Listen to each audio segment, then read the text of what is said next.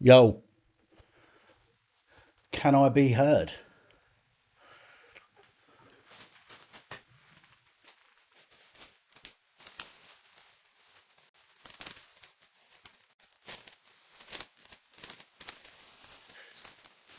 Vicky, if they're not there tomorrow, let me know, please, and I'll sort them out. How's everyone doing?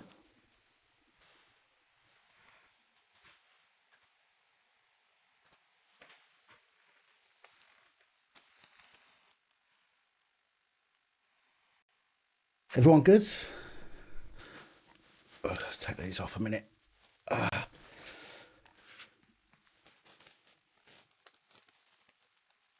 you doing, Kevin? Welcome to a live stream.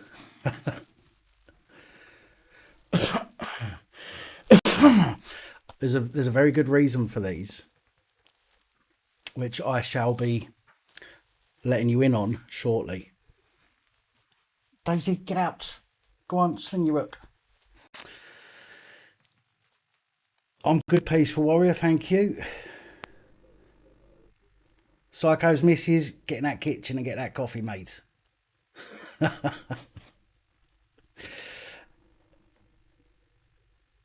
Lucifer, I had a quick look earlier. I didn't watch all of it. I just kind of flipped through it, but I haven't had a time to yet.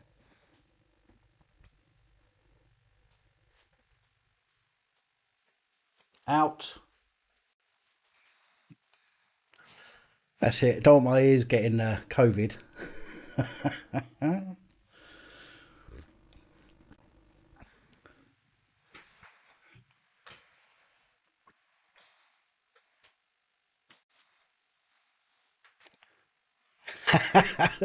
Sorry, Roger. Well, Lord Lucan, it's funny you should say that because I've been looking to get a couple of sets of handcuffs just to go on the wall, just for some decoration. Um, Richard, you've used them, I take it.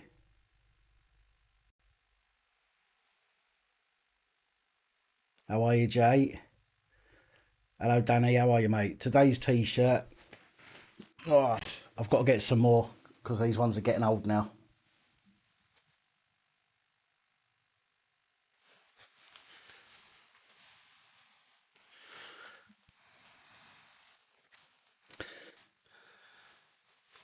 Is Double D in the house? Double D, how you doing?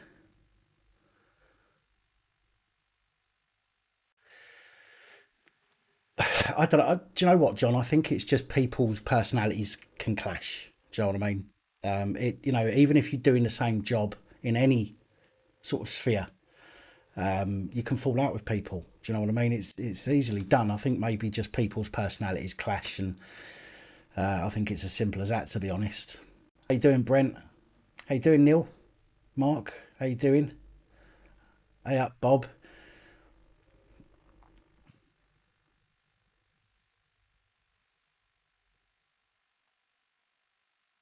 No worries, Lord Lucan. I've got a few more t-shirt designs. I just need to get round to uploading them. But I'm still waiting to try and find another supplier for t-shirts. See if I can get them done cheaper. Because at the end of the day, I don't want you guys paying any more than you have to. Do you know what I mean? So if I can get them cheaper, then it's going to be a result. Thank you for letting me know, Brent.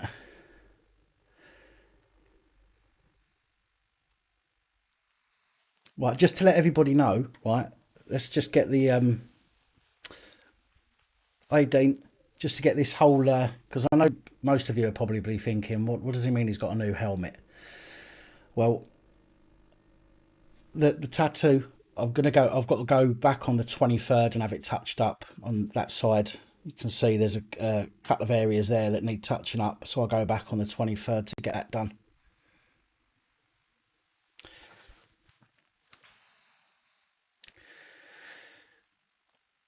The PAP cards, Bob.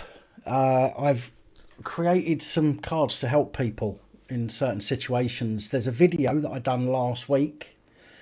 If you go through my videos list, There's a video that explains exactly what I've been doing. Right, anyway, let me get to this. So as most of you have probably already seen my police helmet, this one, which makes me look like I'm out of Ponty Pandy.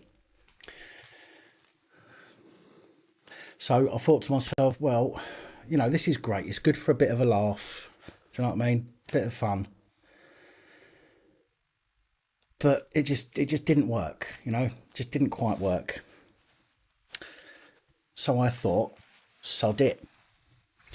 So what I do, because it's actually a magic helmet, right? So what I do is I put it down on my leg and I give it a rub, right? And while I'm rubbing it, it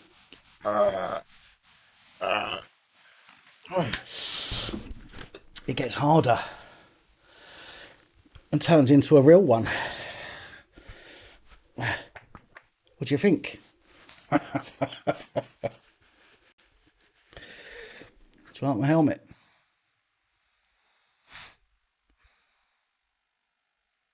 Just needs a rub and it turns into a real hard one.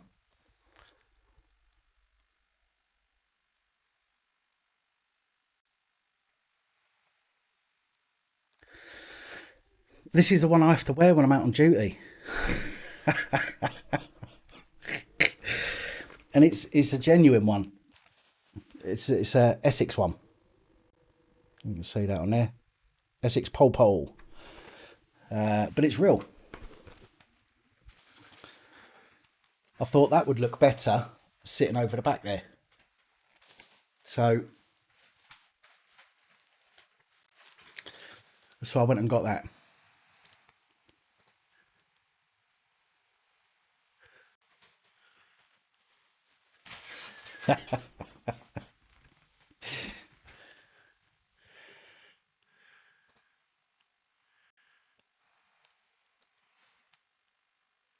What's bullshit?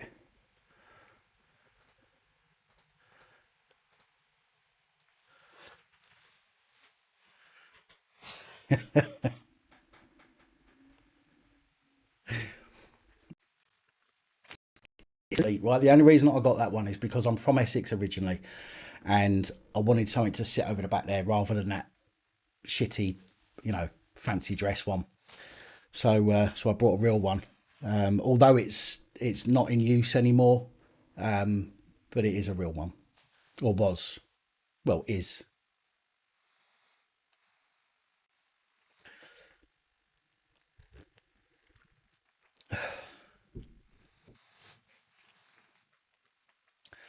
Well, if I take it out with me and I need a shit, then at least I've got somewhere to put it.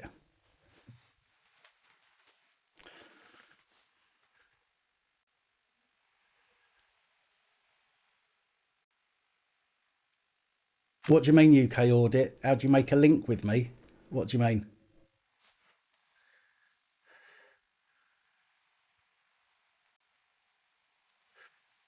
There you go, Mads. Handling stolen goods. Am I working for Essex Police? I live in Liverpool. It'd be a bit difficult. It's a hell of a commute, that, isn't it?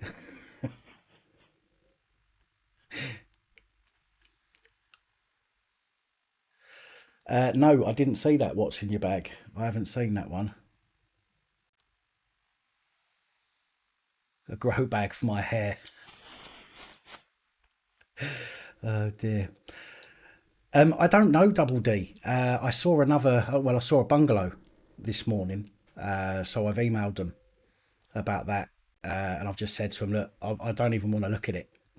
I don't even want to look at it. It's literally right round the corner from my parents. So I said, you know, I've seen this bungalow. I'll take it. Do you know what I mean? I don't want to look at it. I'll take it. Just get back to me. Let me know what you need, and I'll have it. So it's just a case of waiting for somebody to get back to me on that now.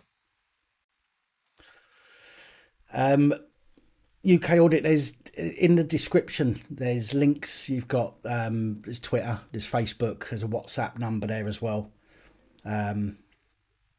So there's plenty of ways you can get in touch with me that way, mate. Go out as a COVID marshal, all right? Evening, Levitts. I have a Suffolk police coming for me. Why's that? Yes, Enoch's Ghost. I'm going to be talking about that in tomorrow's PAP reports.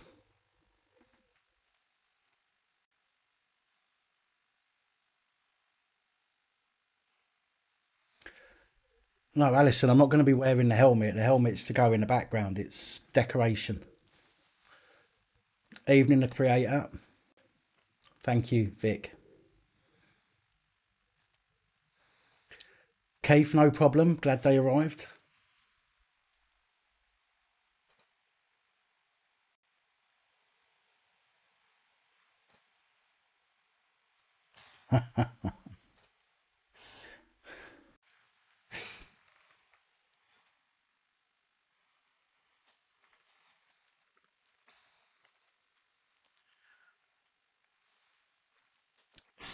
Right. I've over the last couple of days I've been fiddling around with stuff, not the helmet. But over the last couple of days I've been fiddling around with stuff. Marty Bladber's helped me out, and I think we've got it nailed.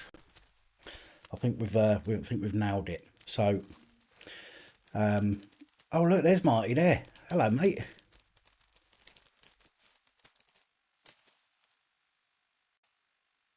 Just literally just fucking mentioned your name and then you popped up. No, Fergus. All of the that's what I said in the last video, mate. All of the sheets. They've told me that the two of the free parcels that they sent me with them stay safe sheets apparently have got lost. Just got lost. He had tracking numbers and apparently they've literally just got lost. So he said he's going to send some more out and he's going to send them out Hermes, so which should be with me tomorrow. With that in mind, I've got a spreadsheet that I've written out. Everybody, because I didn't want people waiting and waiting and waiting for all their stuff. So to kind of keep people calm a little bit, I sent everything else out first, and I will follow up in the post with the sheets. So all of the Stay Safe sheets will be coming out separately to the ones that I've already sent out.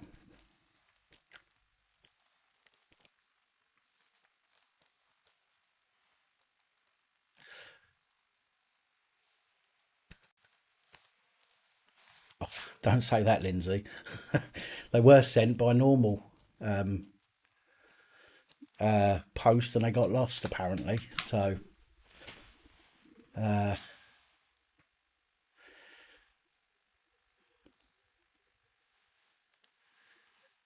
give the phone number out of main chat. What's that? Who are you talking to, Vicky? What phone number?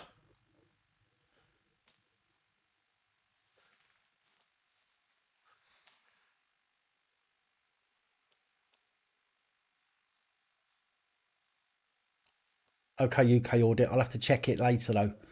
But I will get to it.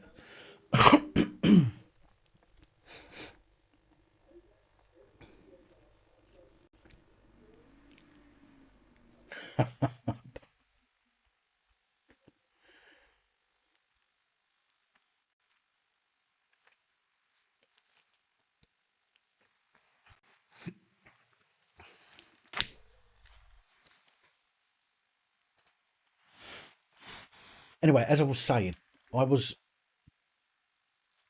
Have you seen the plans for Canada scare stuff? Got to go back full lockdown, forced vaccine and isolation camps for those who refuse.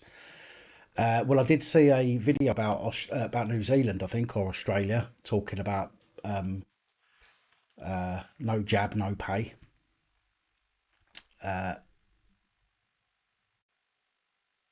Yeah.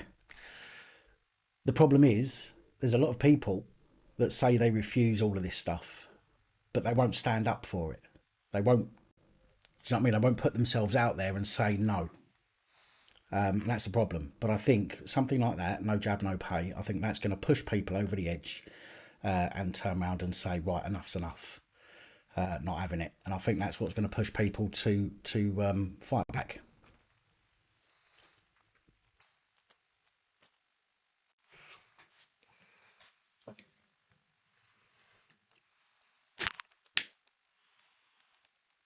See, this all of this could be why the government put through their new bill, or putting through their new bill for the for certain agencies to be able to commit crimes. That, I think, and I said it the other week, I think that is their protection. I think that is their protection against people when the uprising occurs.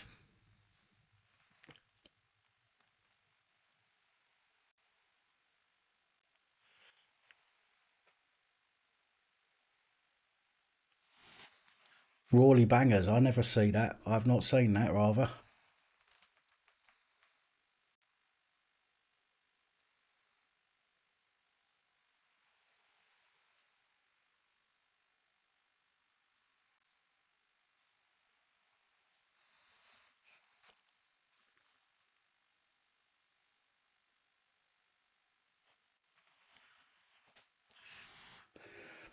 Rawley bangers, if you've got a link to something that said that, some info about that, if you can send it over to me on Facebook or something, or Twitter, or the WhatsApp number in the description, then I would be appreciative.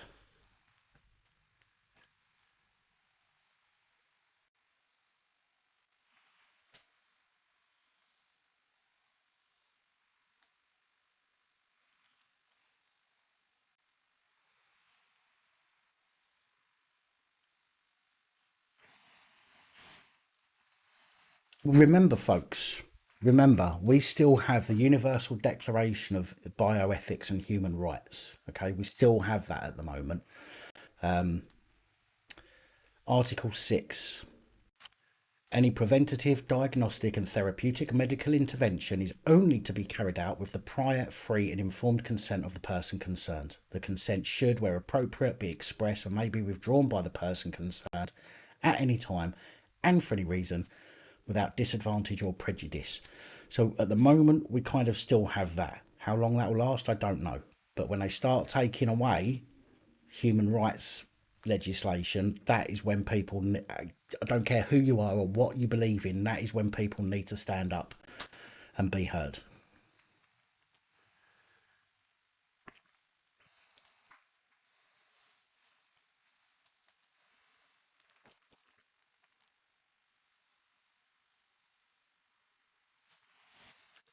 Thank you. What's in your bag? Thank you, Keith.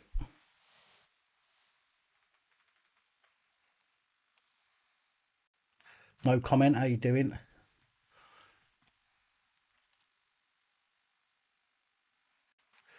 Right, I keep getting drawn away from what I was saying. Marty helped me out yesterday with a little problem that I was having. So we had a little fiddle, and I think we fixed it. It was working yesterday, so I'm hoping it's going to work today. So shortly, we're going to try it. Seeing as everybody else is doing it, I thought, why not? Do you know what I mean? It's all very good, me talking to people in comments, but as I've said before, it's not if we can get people on to talk. Do you know what I mean? Like through the phone or whatever it might be. So I've set something up which I'm hoping will work shortly. Thank you, Blaggers. Much appreciated, my man.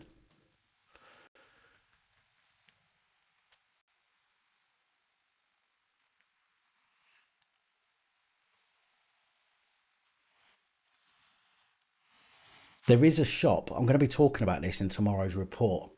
There is a hello, Society X. I'm well, thank you. I hope you are. There is a store, a garden centre. Can't remember where it is now, and they have a CCTV recognition. So I think it works on AI, and it tells whether or not you're wearing a mask. If you're not wearing a mask, it refuses you entry to the store without the staff having to get involved. Okay, so this system sees that you're not wearing a mask, doors go, you can't get in, and the staff don't need to deal with you. Can you believe that?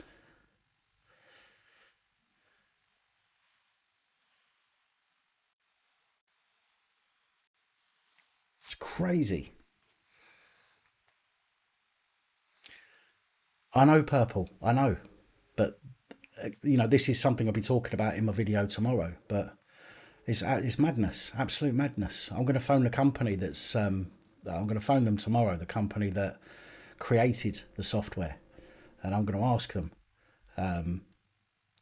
whether they have what thought about the Equalities Act with their system. That's it, Murfield, West Yorkshire. That's right.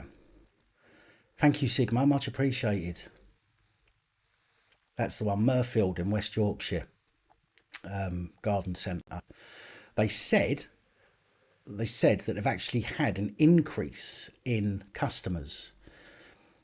I'd like to see sorry, not an increase in customers, well, an increase in turnover and stuff. They've had a lot more people go. I'd like to see a decrease. I think they should lose customers for that.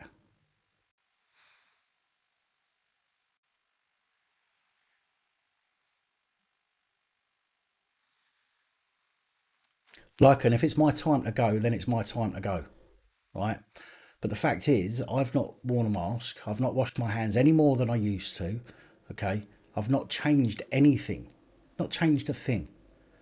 And I've been all over the place. I've done all sorts of things, you know, and I've not even had so much as a sniffle.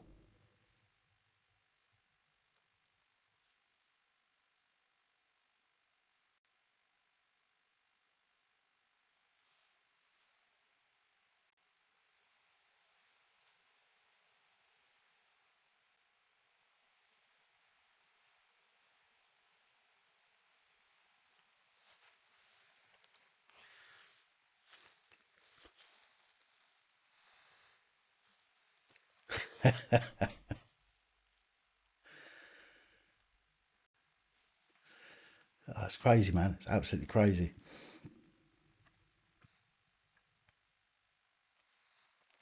Look, I fully get, and I need to say this, right? But I've said this before and I'll say it again. I fully understand that there are people out there that are much, much more susceptible to catching viruses who will wear the mask for whatever kind of protection it will give them. Okay, or whatever kind of protection they think it will give them. And I have to say that because after all the stuff I've looked at, I still don't believe that the masks. Personally, I don't believe that the masks make that much of a difference. Okay, and that's on my own research, looking at all sorts of things. Okay, but for me personally, I have to do what I think is right for me. Okay, I can't do what I think is right for somebody that I'll never see, never know, never even interact with. Do you know what I mean? I can't live like nobody can live like that.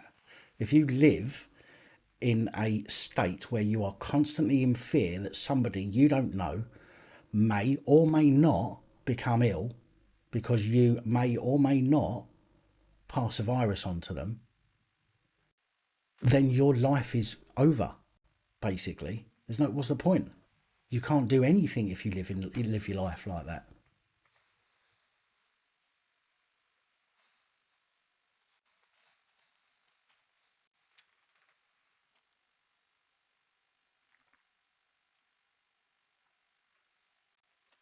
I've read the Barrington statement. I'd done a piece on it briefly on Friday, I think it was.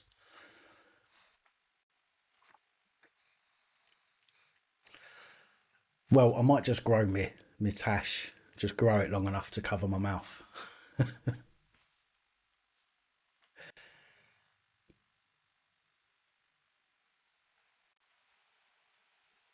That's true, Double D. That's true. There's even now there is still more people dying through diarrhea than there are from COVID, and that's a fact. No worries, Marty. Take it easy, my man.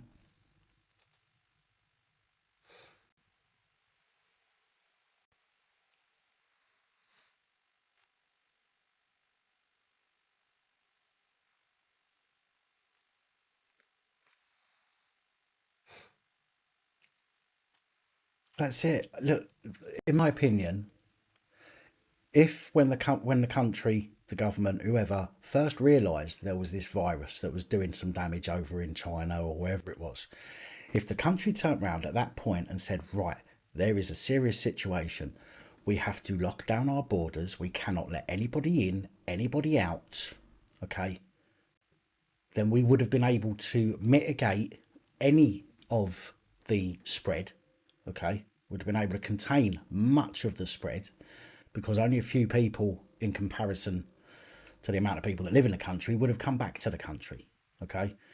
But they didn't. What did they do? They carried on letting people in and out of the bloody country and then ferrying people in down in Dover. I mean, what? So whose fault is it really? We're all getting the blame at the moment. We, the public, are getting the blame at the moment for the, you know, the spikes and the spread and everything else. Ain't our fault. Ain't our fault. It's the government's fault for not locking the country down, and all they had to do was close all the borders, nobody in, nobody out. You think about all the money that they've spent now, the billions of pounds that they've spent. If they'd have turned around and said, right, any person from this country who is stuck in another country, we will pay them to stay, or pay for them to stay there for 3 weeks. Okay, 3 additional weeks. We'll pay you to stay there. Okay, because you're not coming back here. Right? Anybody here from one of those countries, their country pays us to keep them here. And everybody stays where they were 3 weeks. Job done. But no.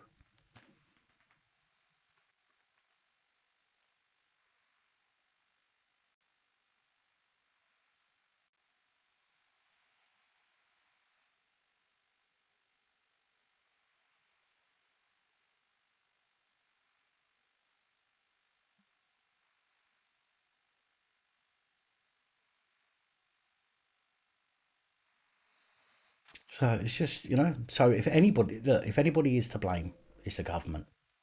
Do not ever feel when the government turn around and they try and make it your fault, make it your responsibility. Don't ever let the government make you feel that it's your responsibility or your fault. It ain't.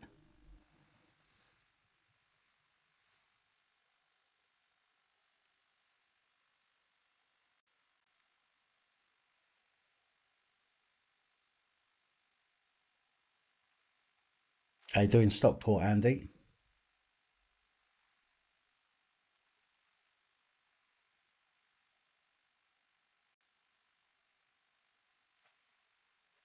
Of course it is, Mark. Again, right, I have nothing, absolutely no problem with political refugees, asylum seekers, genuine asylum seekers that go through the right channels. They can be brought here, go through the right channels, and then be monitored, and they can be, you know, locked down for 2 weeks or whatever, monitored. But when you're bringing people in and letting them go and do what they want,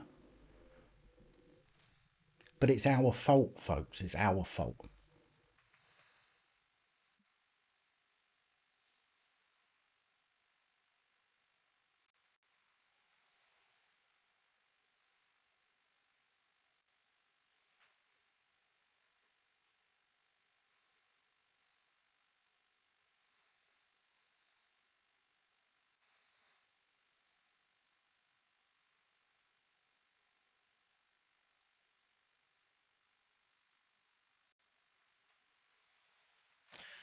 My favourite auditor.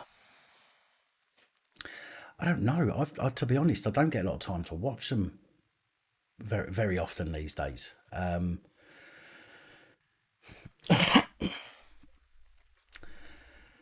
can't even remember the name of. I mean, there's SGV News in the US. I quite like some of his stuff, or SVG. AB's good.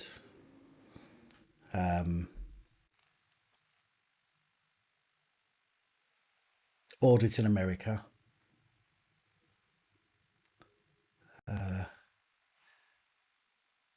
It's hard to say. This. I mean, you know, I enjoy watching when I can all of them. It's hard to say who my absolute favourites are.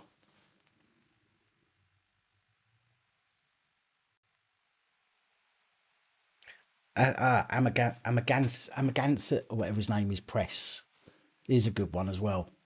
Furry Potato, I've only watched a few of those.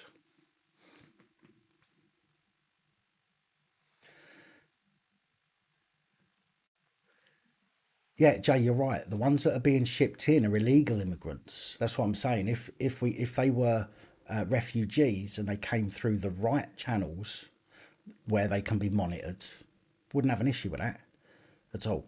But people are just being, literally landed, sent off on a coach somewhere, and left to go and do what they want to do. Ultimately,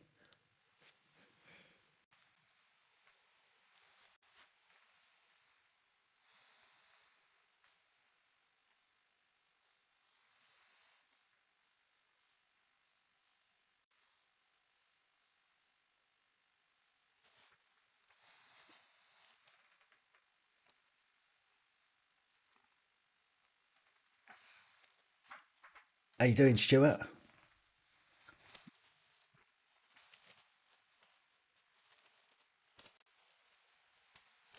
I saw that. Did he get his money back though, Ricky? So I know the police turned up and stopped wanting to search him for drugs. Something behave.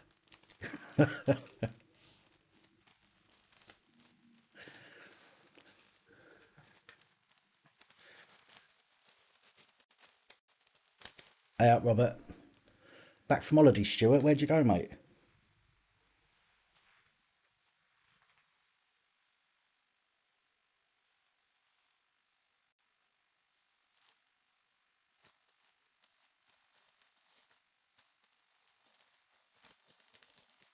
Rome, very nice.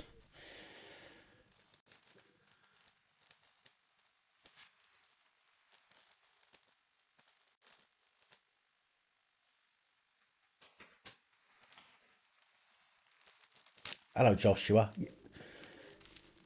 Yeah, well, that's how it should be. That's how it should be. We've got to be able to keep an eye and keep track on who is coming into the country. Yes, Gaza, that's something that'll be in my report tomorrow.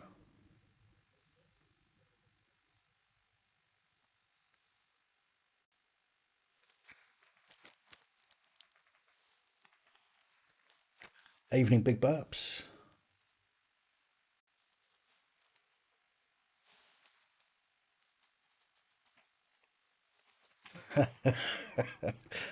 Whom will release Wadwick? That was brilliant. That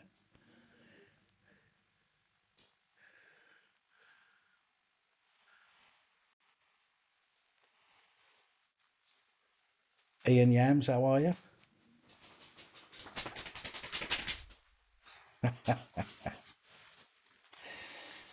What? What do you want?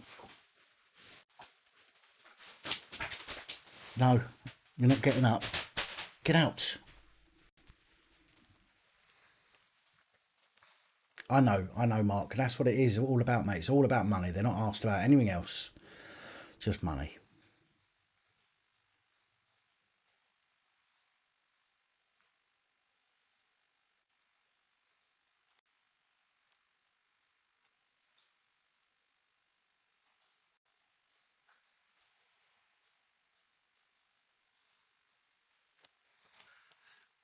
Lucifer, it makes me sound like I'm two faced when you say that. Many faces of pap. It makes it sound like I'm nice to some people and horrible to others.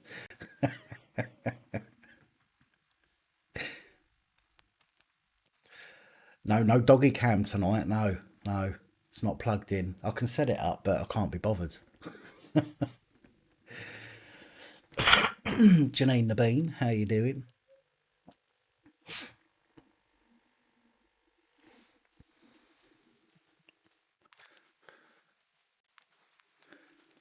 Hope you're not talking to me there, Dream Demon. Right, do you know what I fancy?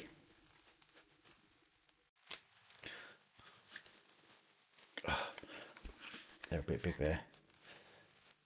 No, no, they're in, but I'm underneath the little girl's room, so it's quiet until she gets out of bed.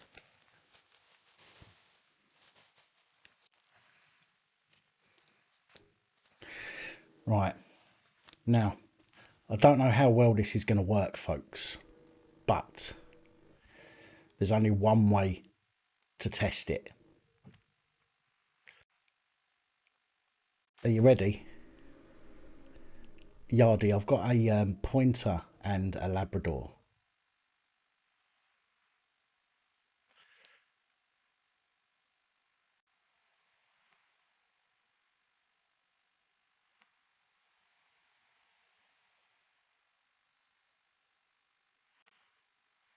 Right, so there you go. Who wants to try that out and help me see whether this works?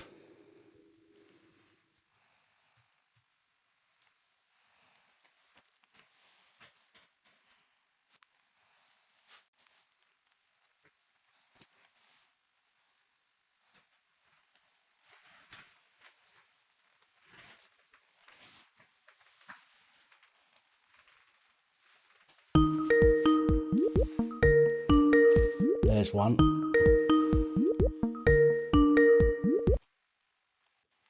Hello. Hello. Hello, who's that? It's Vic. Hello, Vic. I just thought I'd see if it worked for you. I thought I'd be your first guinea pig. Right, let me just double check. Can everybody hear who I'm talking to? You can. Oh dear, right, I'm going to have to watch what I say now, am I?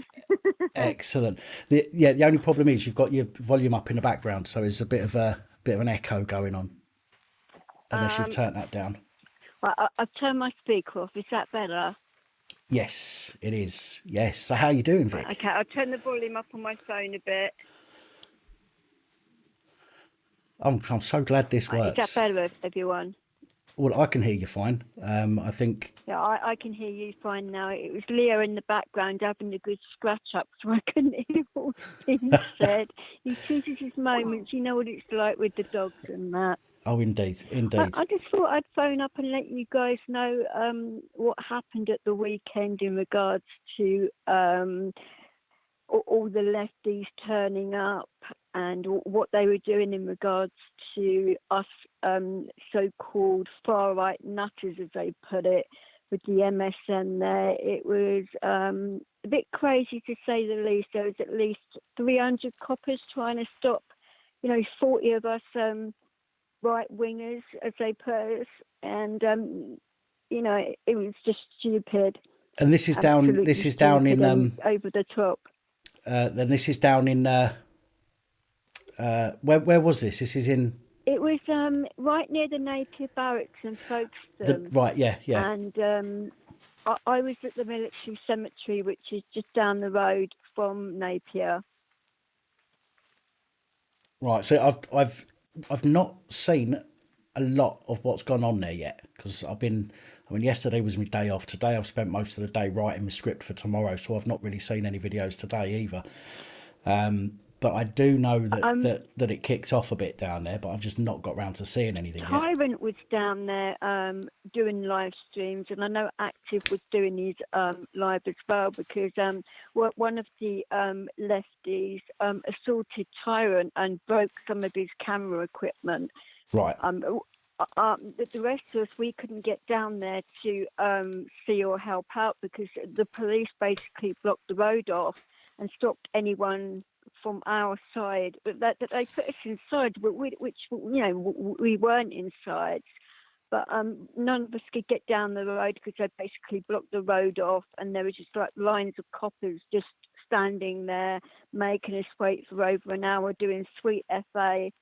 So I thought, right, okay, I'll go right down to the front where the coppers are, because I was in my chair with Leo. So I put myself in between myself, the coppers, and the rest of the group, so nobody got heated or arrested, Right. Which it worked perfectly, because I thought the police would think twice about doing anything silly with a person in my condition. I mean, that wouldn't be good optics for the old Bill, would it?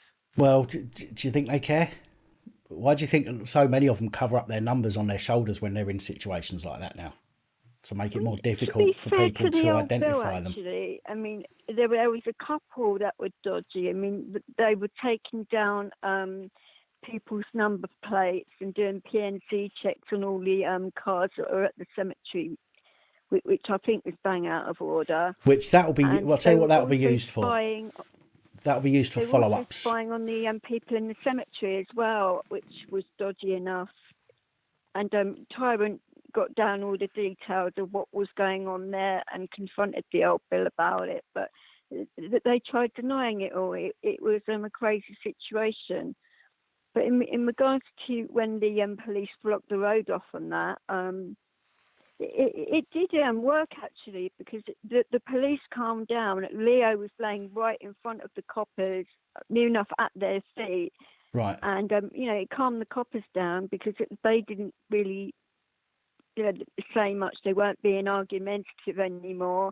And the people behind me was calming down a bit as well, because they didn't kick off. And, everybody started to calm down when I did what I did. So I thought I did the right thing at the time for everybody concerned, because it wouldn't have been good if the police started and everybody else started, because everyone would have got nicked. No, absolutely. I mean, the problem is, as I say, the police will take down everybody's number plates and things like that, and that will be used for follow-up. So what, some of them might get a knock on the door to say, what was you doing? They might get a knock on the door to say, there's an offence that's been identified whilst you was there. And that's the reason that the police want all these details, so they can follow it up with, rather than... But the funny thing is, though, all of these cars were actually parked legally, that there was no illegal activity. So it's a bit dodgy that, people are taking down number plates and that and doing these checks when there's no crimes being committed. Now, they weren't taking down the lefties' number plates. It was just targeted at our side, if you like. Yeah, of course. It wasn't good at all. And Tyrant wasn't happy about the situation at all. Are you still down there? Like. Are you still down there? No, I came home this afternoon. Was you there this morning I'm when... going to go back down there at some point and get some good footage, because my camera on my phone, the battery died and the power pack didn't work, so I'm going to have to get a new power pack. Right. The one Amazon sent me was dodgy, so it's like, damn it. Otherwise I would have filmed it all for you. But I will next time, and I'm going to Hull on the 7th to see what's going on there in regards to there's like a veteran supportment thing going on the 7th in Hull. Right, okay. So I'm going to get my equipment sorted for that, and hopefully get some good footage for you there as well, to make sure things go well. And if it doesn't go well, then obviously you're going to have some good stuff for your channel. Well, just you be careful, because you know what they can be like. They don't really care, in all fairness, whether whether you've got a disability or not, or who you are. They don't care. When they're told by them upstairs. I'm well aware of what they can be like. I mean, I've seen what they were like in London to people, so I'm not going to do anything stupid. Well, just make sure you've got some people around you that can... In regards to the coppers in Folkestone, it didn't seem that way to me, so that's why I did what I did, because they weren't in riot gear. Right, okay. They didn't seem they were like up for a fight, so that's why I did it. If they were in riot gear, and I wouldn't have done that, obviously, because it would have been stupid. Yeah. Okay. Well, just be careful, because I don't want to hear next week or week after in a message that you've been injured or anything like that. That's the last thing we want to hear. So. All right, and if you can let Dee Dee know that my cat is doing very well. She's recovering very well from being poisoned and that. So. Oh, yeah, I forgot about that. Sorry, but she's getting better now. She is, yeah. I mean, she's not 100%, but she's nearly there now, so which is a good thing. Yeah, of course, yeah. Oh, bless her. Well, I'll let somebody else, be able to get through to you, because I'm sure you're going to have lots of calls. But I'm glad to be your first victim. No, it's lovely to speak to you, Vicky. Thank you for calling. Oh, you're very welcome, sweetheart. And it's nice seeing the comments in the chat as well. Yeah, very well, supportive. we've got a pretty good community, I think. So. Oh, definitely. I totally agree with that. So, Brilliant. you know, you're doing very well on your channel right now. You've got the right balance of people in here. There's not too many lefties. There's not too many righties. I don't mind the lefties, to be fair, because some of them I do have good conversations with some. It's just the ones that refuse to dialogue with you. Do you know what I mean? The ones that will just say you're a twat rather than saying, well, do you know what? I think you're wrong about this because X, Y, Z. You know, I don't mind As those long as you ones. can have a good debate with people, Of course, that's yeah. fine. If they've got an intelligent brain on Absolutely. either side of the spectrum, that's good. But if you can't have that debate, then what's the point in opening your mouth? That's the way I see it anyway. Exactly. It's just Right. one of those things, and it's some people just like being a-holes for the sake of it, you know. Indeed. Right. Okay. Well, Well, Vicky. I do hope your bungalow does turn out to be to come through okay, because that would be perfect living near to your parents and everything. I mean, I'm keeping my fingers crossed for you, and hopefully when you do move, we can meet up and like take the dogs out together and that, and you know, and I can dog sit for you whenever you need me to, and that. And, no, I'm being serious because that way you'd have somebody that's trustworthy around dogs to keep an eye on them if you needed to. It gives you a bit more freedom then, doesn't it? Yeah, well, we'll see what happens. I'm sure we can sort something out. It's nice to meet people that I get to speak to on here. It's nice to meet them in person anyway, because then you just get a bit of a feel for people as well. So, I mean, I'm sure you're a lot more crude and more down to earth in person than you are online, which I do not mind because I'm the same way. So I think we probably get on quite well, to be fair. Two nutcases together, not nutcases in like a dodgy way. I've got to like rephrase that because I know you've got mental health issues. no, that's right. I'm really sorry. I'm a nutcase. Wouldn't worry about it. That came out wrong. Sorry, I'm very blunt and direct and straight to the point, especially when I'm on the phone. No, it's all good. It's all good. Say that. It's fine. Sorry, Dan, I didn't mean it the way it came out. You know what I meant, though. Yeah, no, it's absolutely fine, Vix. I promise you, it's fine. Not a problem at all. So look, even speak to other people on that, because I'm sure some other people would like to get in on this mad action. Well, there was a few calls lined up when you phoned that they've gone off now, but I'm sure they'll try ringing back in a second. So I've scared everyone off, have I? Oh, damn it. All right, Vix. Well, listen, it was lovely to speak to you. And you too, Dan, and I'm glad your number works now. I mean, it was nice of Marty to help you out with that, really. Yeah, he's a good boy. He does come in handy every once in a while, doesn't he, old Marty? Bless him. Right. Oh, got another call on there now. So, Vicky, I shall speak to you again soon. I'll get off the phone and then they can get through. All right. Speak to you soon, Take care now. Sweetheart. Okay. Bye. Take care. Bye-bye now. All right. Let's take another call. Hello. Good evening. Hello. And how are you? Who's that? I'm sure some people in your chat will be able to tell you. Oh, it's Double D. How you do? I recognise that voice. Which is you're going to think to yourself, how does he recognise my voice? I've not spoken to him before. Well, yeah. I was You've been on listening in on some chats, have you? I was on Live Free's live stream the other night when he was talking. Yeah, I have tried so often to I managed to get him actually. Most people get me straight away, but I think when word gets out that I'll be taking calls through some of my live streams, I think I'll get some more calls and we'll have a row of people trying to get through, hopefully. But at the moment, it's pretty quiet on the switchboard. Well, everybody gets shy. I kind of say for myself, I think you can. I'm no shy, but I like to call in because I didn't mind, like I say, I call in on Rob's and that a lot, so everybody seems to know I've got the people that like the husky Scottish voice, so I get told I've got to phone in more often.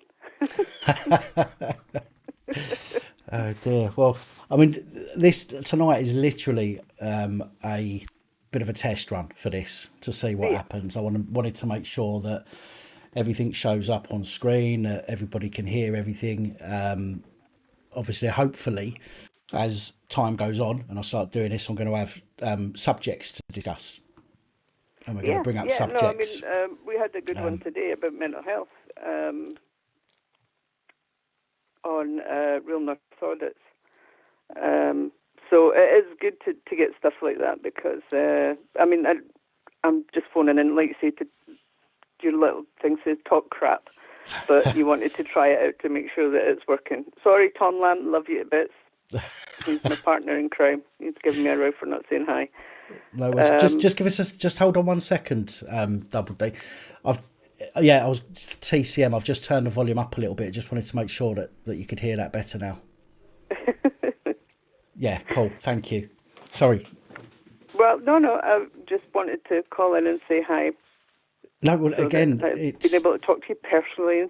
Lots of people that I speak to lots of people that I speak to quite often, and actually putting a voice to the name is, is nice. I mean, you hear me all the time, and what did you hear that wheeze then?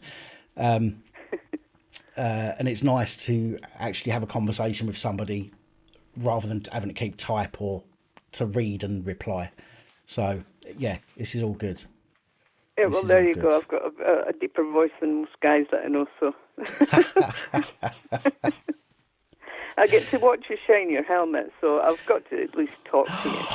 That's a bit rude, isn't it? Hey, you're the one that did it. I was only watching. A voyeur, eh? Well, Holly's on. Holly is in the comments there. Have you seen my new helmet, Holly? It's a real one. Yeah, he was polishing it earlier, Holly. It's my real helmet. Actually, it's a little bit small for me, but it might be a bit big for you, Holly, because you're quite a petite girl. So my helmet might be a bit big for you. But we'll leave that there, shall we? Yeah. I hope you get the puppy cam put back up, though. Well, because, I love those puppies. What I'm in the process of doing is trying to figure out this OBS studio and trying to set up all of my different scenes with different cameras and stuff. So even when I unplug something like the doggy cam, I can just literally plug it in and it will just go without me having to play around with it too much. So that's what I'm trying to do at the moment. Again. But I just wanted to make sure that this was working. This was the most important thing for me this evening. And it's all good. Well, I wanted to call in and say hi, but I'll let people be like, oh my God, she's talking crap. Let somebody on that's actually got something to say. No worries. Well, it's lovely to talk to you. I love what you do, and I love seeing your lives and stuff. So thank you. Much appreciated. Right. I'll see you later. All right, Double D. Take care. Bye. Bye. Awesome. Well, this is working better than I thought, to be fair. Oh, and we have another.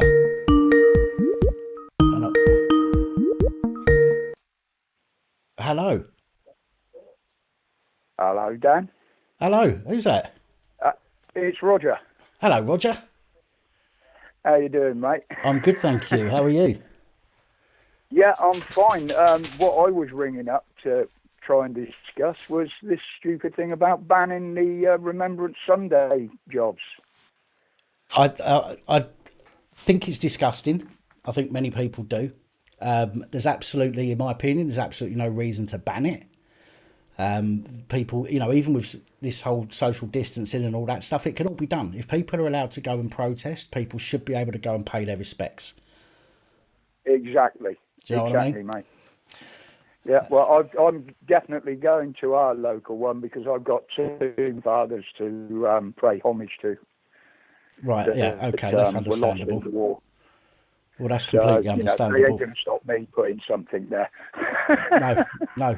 And I don't blame you at all. It was only a quick one just to add another voice to your calls.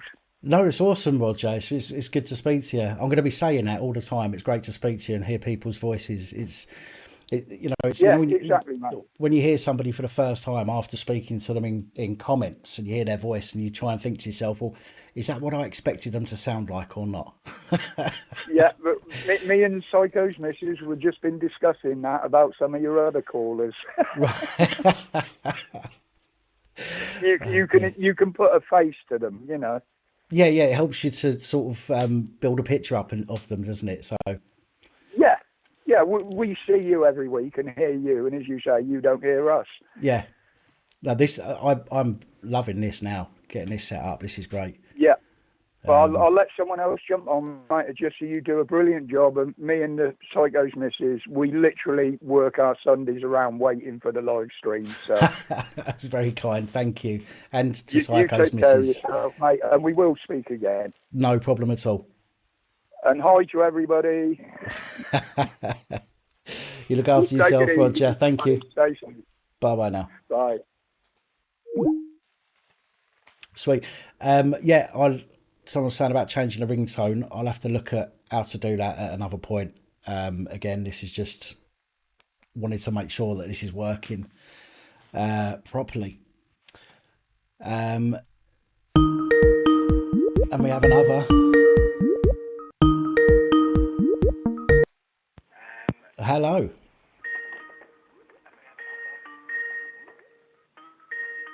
I can hear you in the background. You've got speakers on.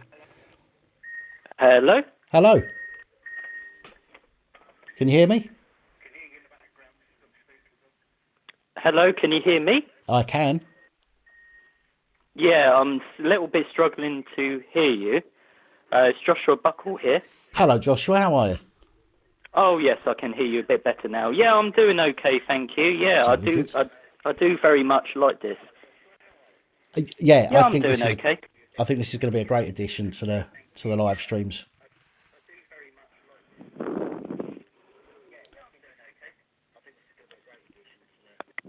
I think there's a bit of a delay going on there, Joshua. Yeah, I can. Yeah, there is a bit of a delay going on. Sorry about that, but yeah, I do like this new edition, and I think it's good to get to know each other as well.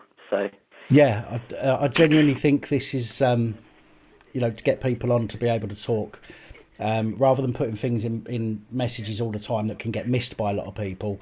Actually speaking to people and everyone gets to hear what they've got to say, which I think is really good. So yeah, I'm genuinely impressed with this. Love it. yeah, I think there is a little bit of a delay at the moment, so that may need to get sorted out with some of the calls. But yeah, it's really good. It's really good, actually. Cool. So what you been up to then, Joshua? How you been dealing with all of this madness? I've been dealing okay with coronavirus stuff at the moment. Obviously, mental health is a quite important topic as well, and I think it's quite a good idea to talk about it as well, isn't it? Yeah, of course. Yeah, absolutely. Because everybody copes in different ways. Some people, take medication, and others is different. So. Yeah, and I think with what's happening, there's more and more people that are actually going to be suffering from mental health issues, even if it's just feeling depressed rather than an actual, like a diagnosed situation. It might just be depressed because of the situation that they find themselves in. But everybody, or at least more people, are going to be finding themselves in a situation that they're going to struggle, not going to know how to handle. So yeah, talking about mental health is absolutely important. Mm.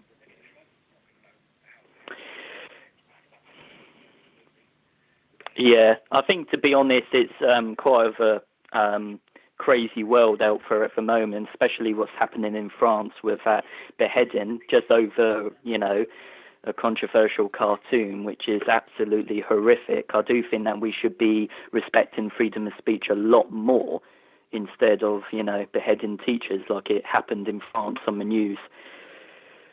Yeah, well, this is something I've been saying for quite a while. There are people that have got that come from a culture that is completely different / incompatible with our own. If we went to another country and we didn't follow the norm, shall we say, we would get ourselves into a lot of trouble, and we would have to learn to adapt to that way of life quite quickly. Exactly. I do understand that people need to be able to keep their identity, shall we say, but they have to learn to adapt to where they are. And this whole blasphemy, drawing a picture or whatever it might be of a god or a deity or whatever you want to call it, and then losing your shit over it and chopping someone's head off. You know what I mean? I mean, it's just mate, it's just madness.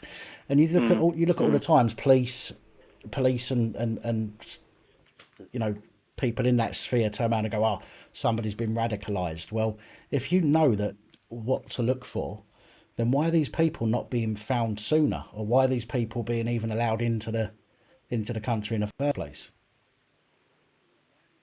It's I do think it's a radicalisation issue and maybe a mental health issue, because hardly no one beheads a teacher when they're upset about something. So it could be very serious mental health as well that needs to be treated, or they need to go into prison. I don't know what the answer is. It's frightening. It is genuinely frightening. I've only read briefly some of that because it's not necessarily something that would go on the channel, so to speak. But I do try and read other bits of news. But I've read some of it. I haven't really looked into it deeply. But it is something that I need to look at a bit more closely and see what's going on there, because it might be due to a failing of the police. Do you know what I mean? It might be that they've known about. I mean, they said that they knew about him, but they thought it was too young to build a case, or to build to build a background image of him. That's what I read. But thank you, Alf and Sue, much appreciated. But yeah, I mean, it's absolute madness. What leads people to do this sort of, horrific action? Leads people to it? It can be mind-boggling. Yeah, but like you say, it could be a mental health issue. It could be it's almost, some religions or some people find religion a bit like a cult, and they are so blinded to everything else that they will literally word for word interpret the Bible as it is word, or the Quran or whatever it might be, word for word. But people forget that was written hundreds, thousands years ago, whatever. Do you know what I mean? And everything's changed since that book was written. And there's some people that don't realise that, and they just, as I say, back then things were not frowned upon that are now, should we say.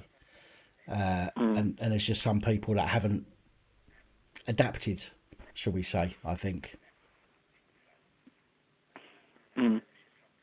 Same with the Bible, I know some churches made this like LGBT, for example, and the Catholic Church thinks that homosexuality or gay people is a sin. That's what the Catholic Church thinks, but everybody moves on, and I think the Catholic Church as well should move with the times as well, instead of reading their holy book. I know Pope Francis is more accepting of LGBT, so. Yeah, definitely. People that are into their religion, I think they definitely need to start looking at the wider picture and realising that things have changed since the books were written. Do you know what I mean? And I think if they did that, they might be able to integrate into society a bit better without, doing stuff to children or taking people's heads off. So I think less and less people are following religion now, and less people are following the church now. I've heard it's only 2-3% of the population, which is very low. So maybe people are starting to realise what it really is, what it truly is.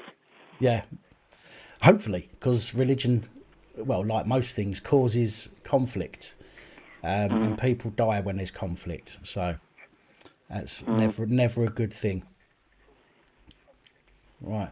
Listen, there's a couple of people have been trying to get through there, Joshua. I want to try and speak to as many people as I can, but I'm going to be doing this regularly weekend. Okay, so that's fine. I will end the definitely call now. We can definitely speak again at some point, my man. Yes, I will do. I will speak to you again at some point. I will let other people on the call now. No worries. Joshua, you look after yourself. All right, thank you very much. Thank you. Bye-bye for now. Bye-bye.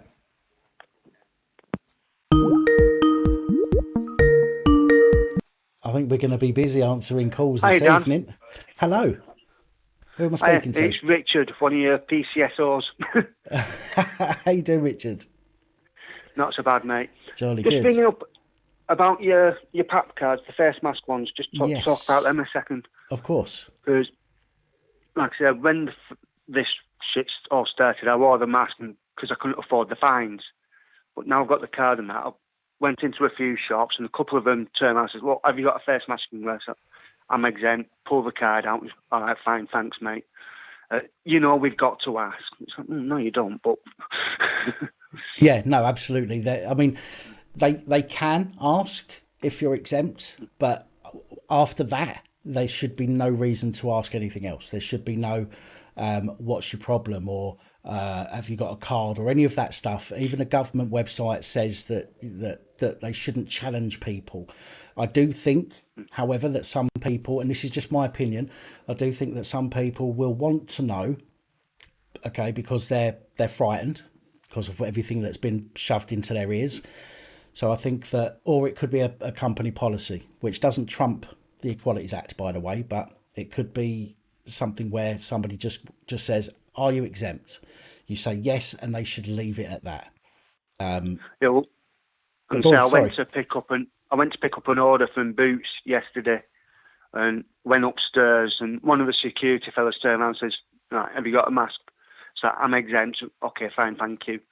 So I think most of the stores now are sort of more accepting, but it's one of those having to prove.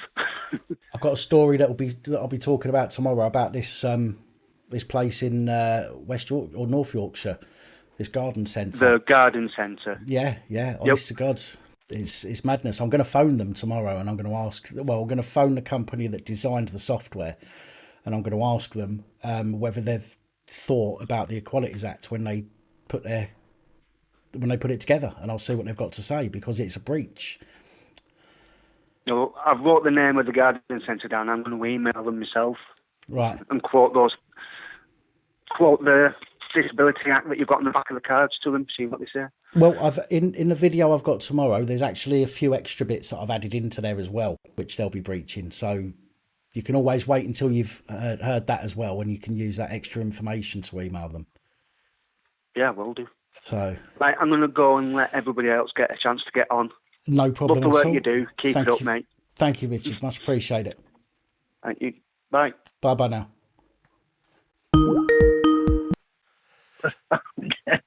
Hello, you're through to Pap. No, you're not. You've gone. Oh, well. So, this is quite good, this is. I quite like this. It's a shame I ain't got some music to play in between calls. Oh, here we go. Hello. All right, Dan. Who's Sorry, that? mate. That was me who just put the phone down just as you answered it. Are you just hanging up on me, are you? Yeah, sorry, mate. I thought it was someone else on it. Unbelievable. Ricky Legs. Hello, mate. How you doing? I'm the fellow who invited you down for Christmas last year because you spent it alone. And right, you can't be fucking doing that. Sorry, I didn't mean to swear. Sorry, what do you mean you want to know what I'm wearing? Well, yeah. No, what I phoned up for, right? Like, I ain't a side character. Have you seen them fellas in Chad Release pulling the cross down off the church? No, mate, I've not actually seen that yet, no. I'll send you the link, right? But, daytime, no old Bill, nothing. He's just up there pulling an iron cross down off the church. And to word this properly. Well, if I was on a different religious house pulling down a different sign, old Bill would have been there armed, and I'd have been tasered. Well, I said no. I was going to say it wouldn't even be the old Bill you need to worry about. Yeah. You know what I'm saying. You wouldn't need to worry about the old Bill, but the problem is people people are too scared to act, and therefore when you've got some people doing something they shouldn't be doing, everybody will stand there and watch. It's annoying, mate. They all get their phones out, do nothing. No one said nothing. I'll send you the link on Facebook. Yeah, please do. I will I'll check send you it a link out. on Facebook, mate. It's in Chapel Heath, near where Kings used to be. You know where? I'm showing my age there. Where Kings used to be on 7 Kings Road. Yeah, Right. 7 Kings Road. Yeah, that's it, mate. That's all I really have to say. This is a good idea. I think it's good. You know what I mean? Yeah, well, I definitely think this is going to take things into a slightly different direction on the live streams. I'm hoping that it will. It's good. It's good. Like, and you'll get some good characters on it. Yes. So I hope so. good stuff. Good No stuff. worries. And Go on, mate. just let me get this in last. I'm a West Ham fan. Did you see that comeback today? Mate, I ain't got time to watch football. I wish I did. Oh, mate, 81 minutes down, 3-0 down, 81 minutes to go. Like in the 81st minute, and we've got 3 goals. Oh, mate, we'll come back. Nice. We'll come back. What Brilliant. a result. So all Spurs fans out there. I'm not going to swear. That's Anyway, right. mate, like, God bless you. Right, you're doing the right thing. No worries, Happy man. days. Thank you All very right. much. Good man. Take See you it later. easy, my man. Bye-bye now. All right, bye. Oh, sorry, I literally just cut you off before you finished your sentence. My apologies. Hello. All right. Hello. Hello there. Who's that? Hello, mate. How you doing? I'm doing good. Who's this? This is Danny from Corfu, mate. Danny from Corfu. How are you, my man? Oh, good. Love your show, bro. Sweet. Great Thank you very edition you got much. going here. I mean, you guys have been keeping me going through this COVID. I've been stuck in a bloody boat in the med by myself. And you Stuck- guys are keeping me going through, man. So Did you say stuck on a respect boat? to all of you. Yeah. I wouldn't mind being Yeah. stuck on a boat. I've got to be honest, Hey, I've offered you a free holiday over here, mate. mate. I would love to. I would absolutely love to. Maybe book- next year. Yeah, book it up for next year. Free holiday for you. But That would be awesome. going back to COVID, we had a pretty harsh lockdown here in Greece, and I think I got over through Italy the day when they locked all the borders down, Right. and the UK was just going rife with COVID and everything. And I think in 3 months, I think Greece had about 120 deaths Right. in 3 months, where the UK were getting like 400 a day. So, you know, everyone's saying that it's UK had a hard lockdown and everything, but compared to other countries, no. The thing is, I'm going back to the UK next month for Right. Christmas and whatnot, and it's all going wild there again now. So I think I'm going to be in lockdown again as soon as I get back. Well, you got this Fun old. season this has been. You got the old 14-day or 10-day self isolation. Yeah, I mean, I'm going to go back and stay with my mum, so I've got to stick myself in a hotel for 2 weeks or something before I Yeah. even go and see her. Like, so not good. No, it's horrible, Not man. good. Absolutely, Bloody but Chinese bat flea. I was on the phone to my mum the other night, and I says to her, look, I says, I'm coming back. I says, you know I'm coming back. And I said, I don't care what anybody says. I says, the day I get back, I'm coming round to see you. Don't care what anyone says. Yeah. Do you know what I mean? Yeah, I mean, my mum's about in her 70s now, so I just got to go a bit careful. Like, so Yeah. I mean, if it was down to me, I wouldn't give a toss about it. But I've got to, be wary of her, whatever. Yeah, no, I accept that. Do you know what I mean? Everybody, and I don't care what opinion somebody has, right? As far as I'm concerned, everybody's opinion is valid. Everybody has the right to that opinion, whether they believe or disbelieve. I will do what I can to allow them to be able to share that opinion. Do you know what I mean? If I don't agree, I will discuss it. Yeah. And the same as if they don't agree with me, I would hope that they would discuss things with me as well, rather than just jumping down my throat and having a go. Do you know? So, for me personally, I do think that there is a virus. I genuinely do. I definitely know that it's not even a tenth as bad as what's been made out. But Not at all. but as you say, even if there's a chance, then in some cases you have to take that extra precaution. Do you know what I mean? Yeah. Because Yeah, it's got you to be know, done. If there's family involved, then it's someone you care about. You just got to go that little bit extra. yeah. So, but anyway, loving your show, man. It's brilliant. Good first day. Thank you, and I appreciate you ringing in. No worries. All the best, mate. You take care now. Take care. Bye. Right, I'm gonna put that on hold for a minute, folks. So I'm not going to answer any calls for a minute because my ears are getting sweaty. Oh dear. Well, what an addition to the PAP live streams. I'm hoping as time goes on, we'll either be doing a phone in and we'll be chatting about the PAP reports throughout the week, or maybe if there's some situations that have come up that I've not put in the PAP reports, we can discuss them in a phone in on a Sunday night. So what do you guys think? Do you think this is a good addition? Please say yes, because I've just paid 50 quid for that phone number that you see on screen.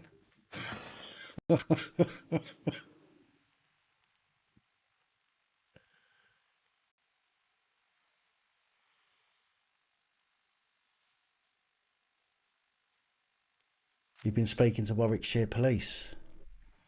Ivan, you might have to call in a minute and let me know what you're talking about, what it's all about.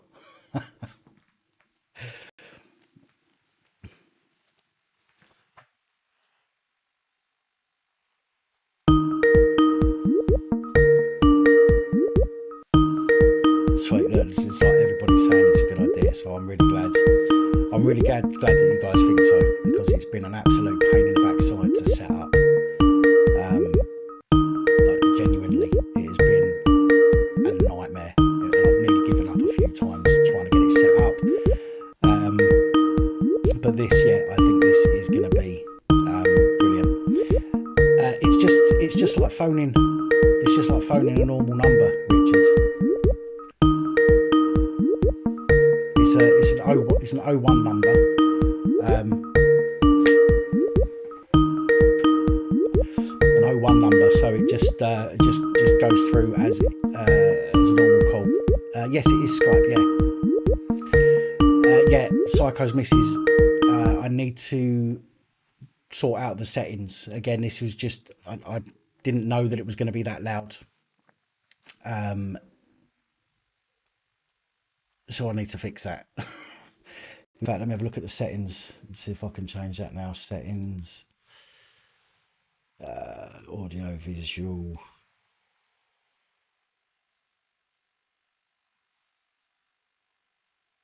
Ringtone. I don't know how to change the ringtone on here. General.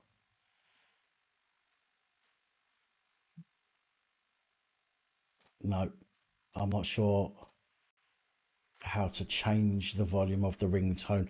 I will have to check that. So for tonight, I'm afraid you'll have to put up with the ringtone as it is. Well, how you doing?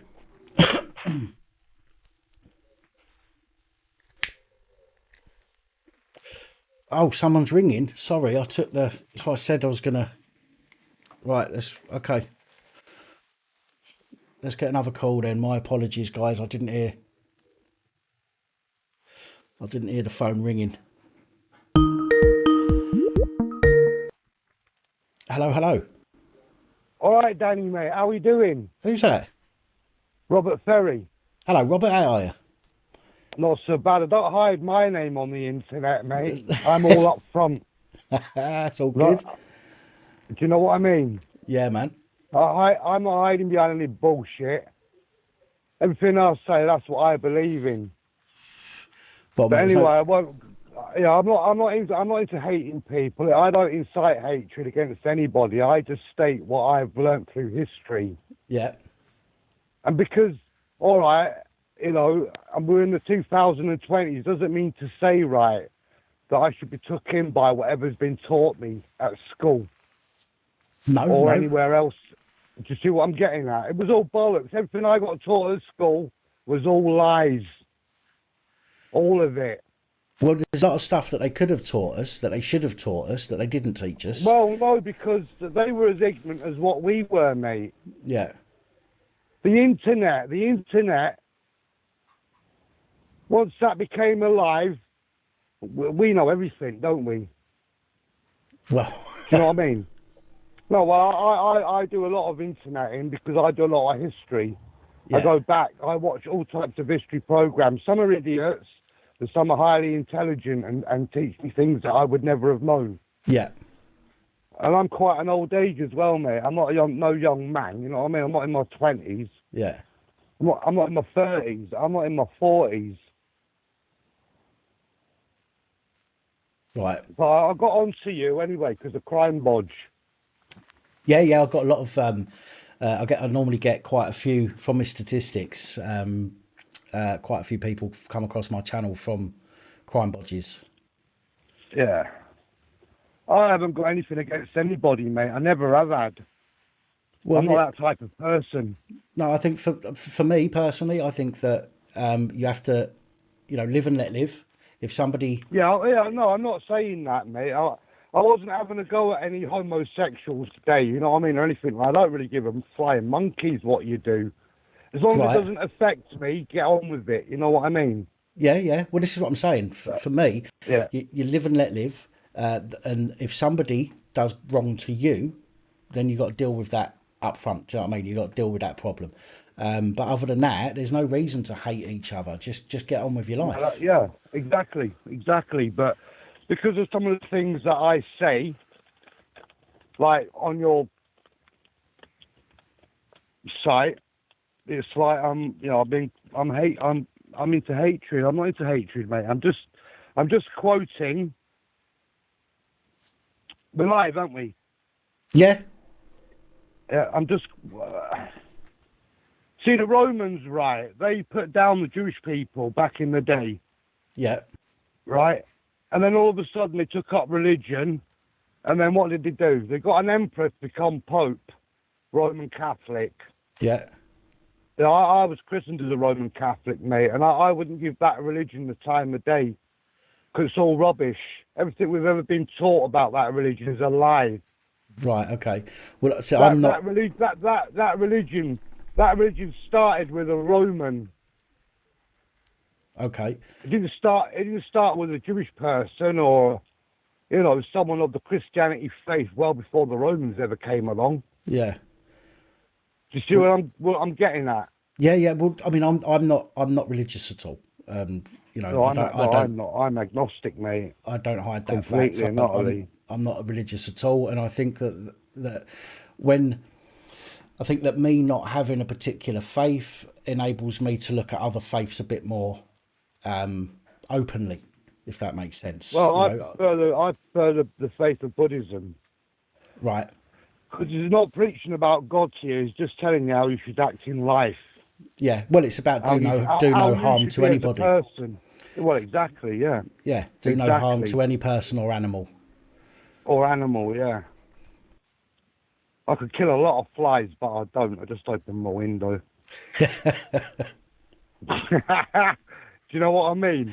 I'm forever telling people off, don't kill spiders. Jesus, man.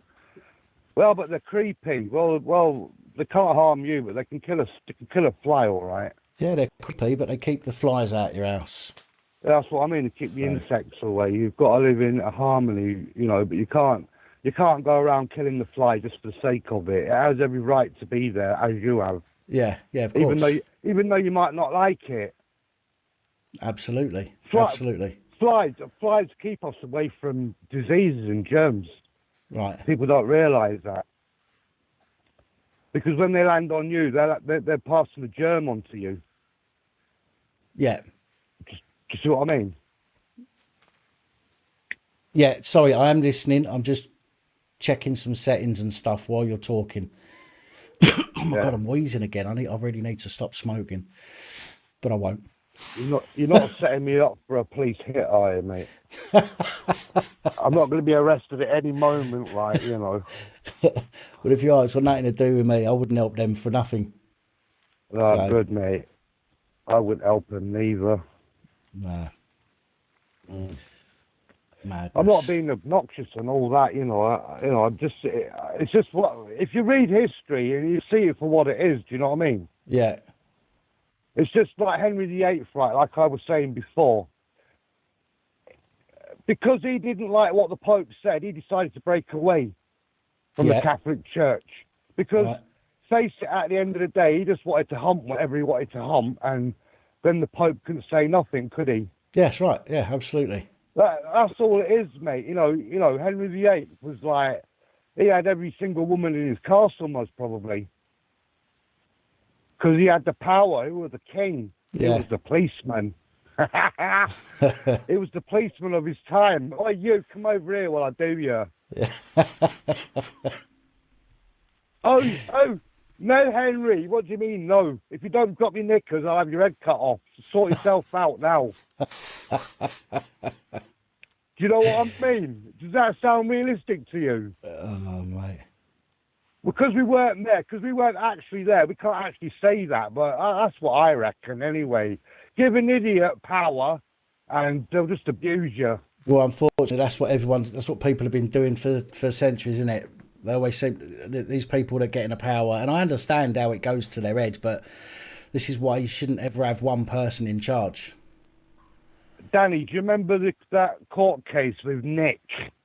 He walked into a police station at Metropolitan and stated that he'd been molested by MPs and prime ministers. Yeah, that's right.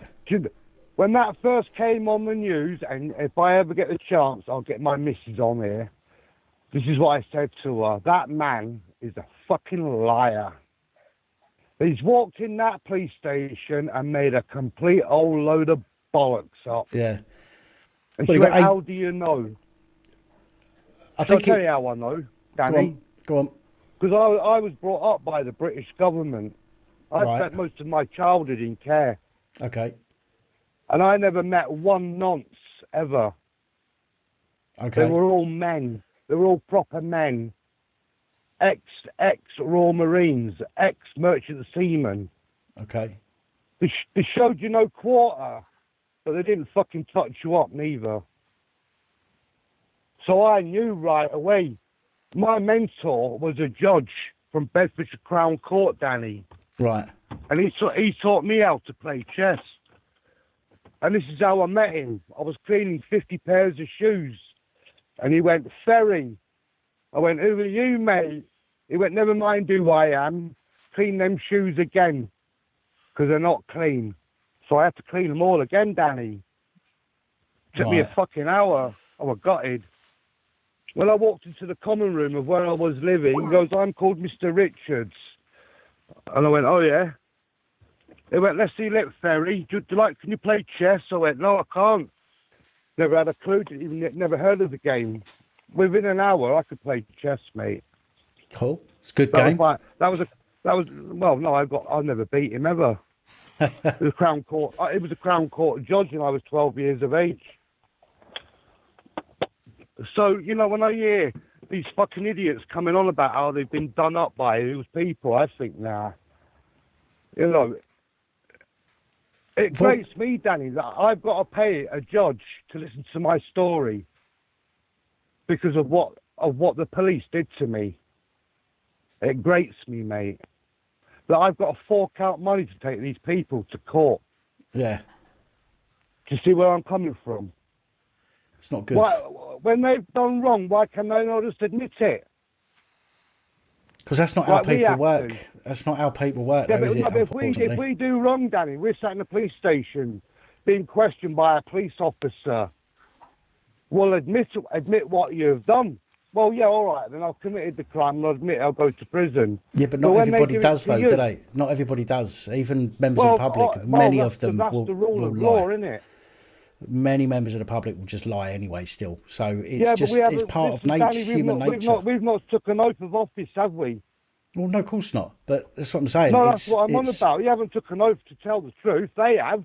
Yeah, of course, but it doesn't mean anything to them. We've seen that time and time again. The oath of office, the attestation means nothing to them. I'll send you a suitcase of evidence. You'll laugh your fucking bollocks off. Are you word honest to God, mate? I tell you, I I can't like get my head around it half the time. I just laugh to myself. Do you know what I mean? That these people are so fucking brain dead.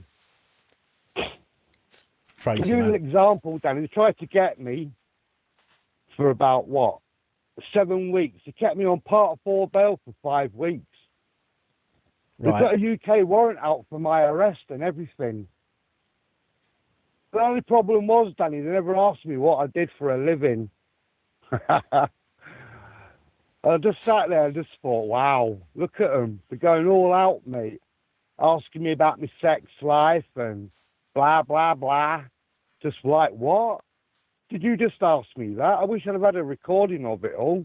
I reckon I'd have been getting her in the region of about 200,000 for what they did to me. Yeah, honestly, I kid you not. If you want to meet me somewhere, I'll turn up in Liverpool in my car and I'll bring a big bag. Listen, we can have a chat, and we can have a chat another time when it's not so public, when it's not on the live stream.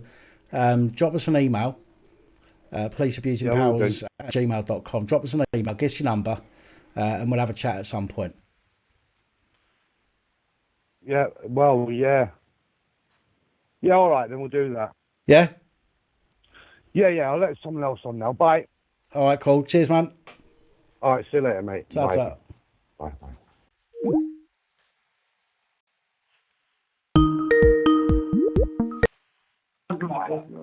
Hello. You got it. You're going to need to turn your sound off in the background there. Yes, now you put them at Blackbird.com. Buggers. Sound off in the background. I've turned the sound off in the background, bro. You good? Yeah, man. How you doing? I'm not going to take up too much of your time. I've been ringing for half an hour. Sorry, man. Sorry. Well, you know, when you're as popular as I am. Oh, yeah, very popular. Yeah, very popular. I was giving a shout out to Molly because she got my question 100% correct there. What question? I said, what are them square potato things called? And she said, waffles. Oh, all right then. Come on, don't say you don't get it. Is that what you've come on for?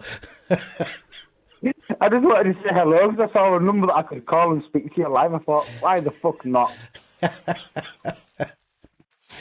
Oh dear. So, have we got any videos coming up, Marty? Got any videos coming out? We have got a few coming, but you have to stay tuned to watch them, don't you? Well, yeah, of course. Just wanted to make sure you've got some coming. That's it. Listen, I'm not going to take up no more time. I just wanted to say hello on live. I thought it was cool. No worries. All right, Marty. Go on. What's good looking and hangs up?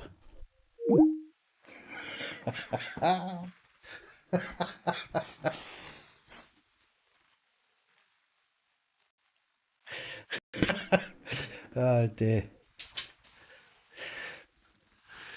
Sorry, blaggers.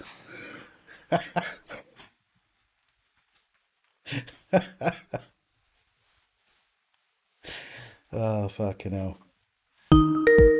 Oh, is that him again? Hello.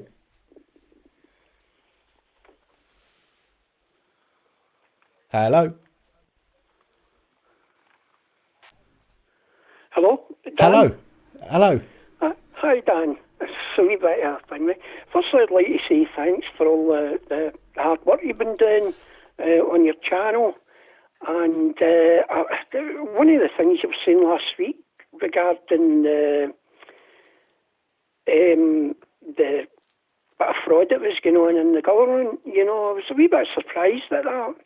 You know, the amount of money that they've been giving out to contracts for PPE and things. I'm surprised the newspapers haven't got onto that. You know, I think that's disgraceful, especially if they're getting a company who hasn't got the experience doing tests, and they're making tests that are substandard. And one of the big things is if testing was there for schools and colleges, I mean, we could get back to a bit of normality, you know, and the government giving out that amount of money to like a company that's just sprung up, I think is absolutely disgraceful. Of course, I mean, the most recent one was I can't remember what his name was now, but he was working for Baroness Mona. He quit with her the very same day he set up his own company, and I think just literally a few months later, he's got £120 million contract for supplying PPE. But when I'd done a bit of research, and I found that their office is in an office, you get a big building that is all the rooms are rented out by multiple offices. Yeah. And that's where they run from. Now, if you've got a company with the kind of money that's going to get £120 million contract, and this company is supposed to have their own warehouse, and they've got all their own goods. All of their stuff is branded by them, and all this, that, and the other. Then where are they keeping it? Where are they getting it from? Yeah, probably China. It wouldn't surprise me. Me. I mean, it really is shocking. I mean,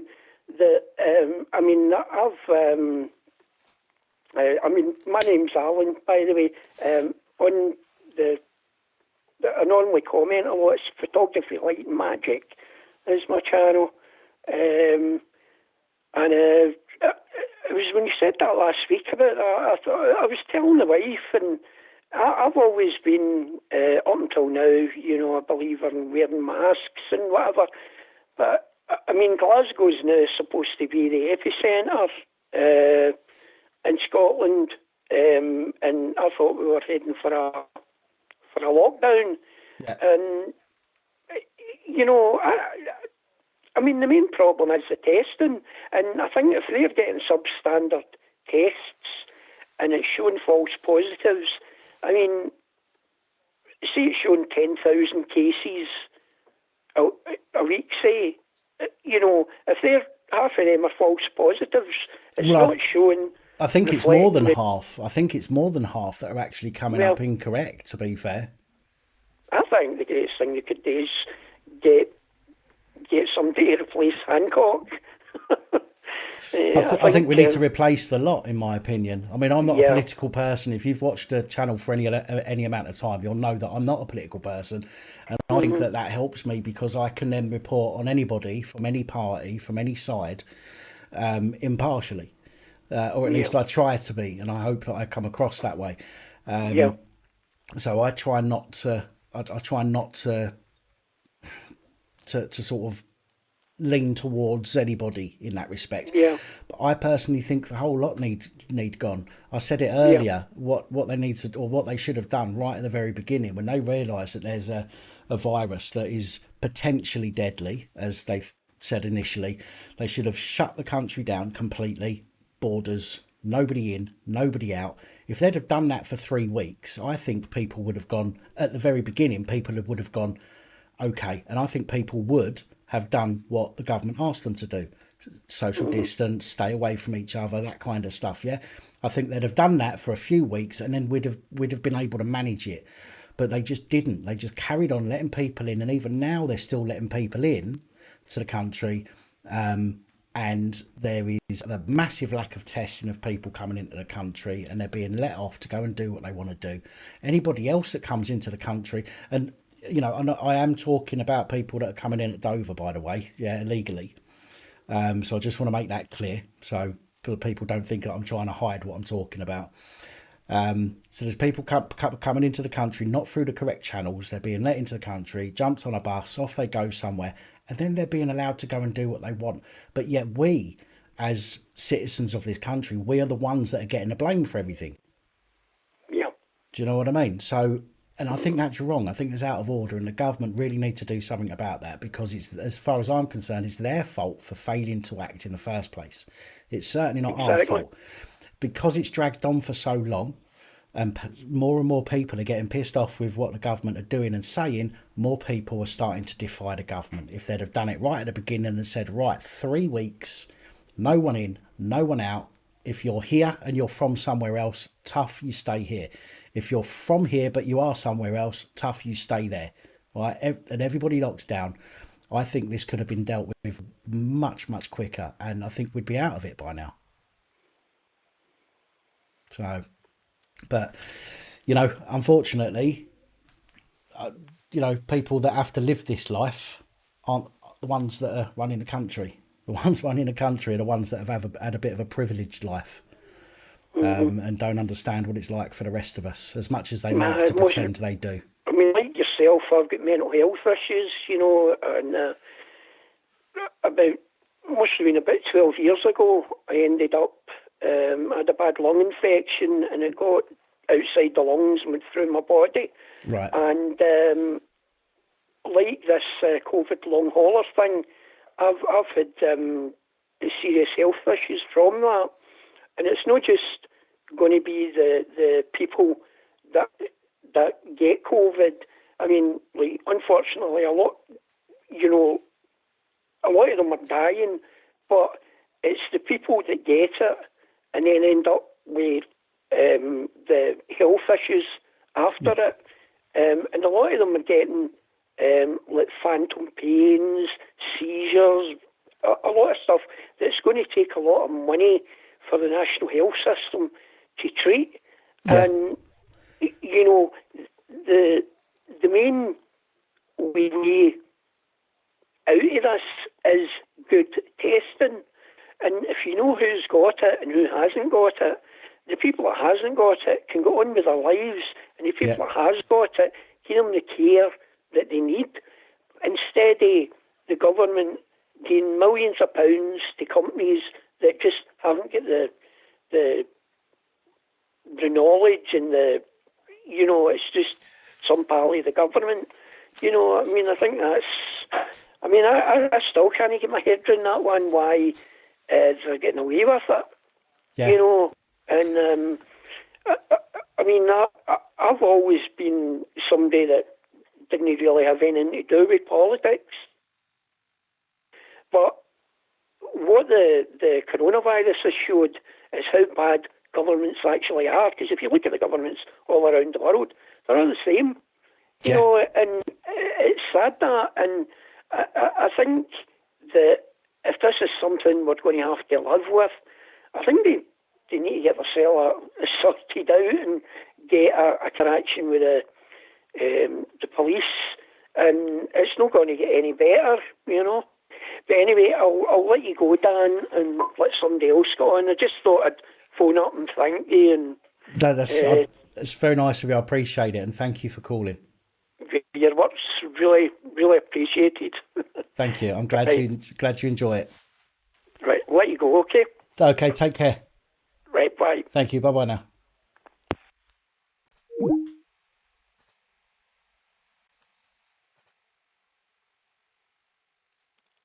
Right.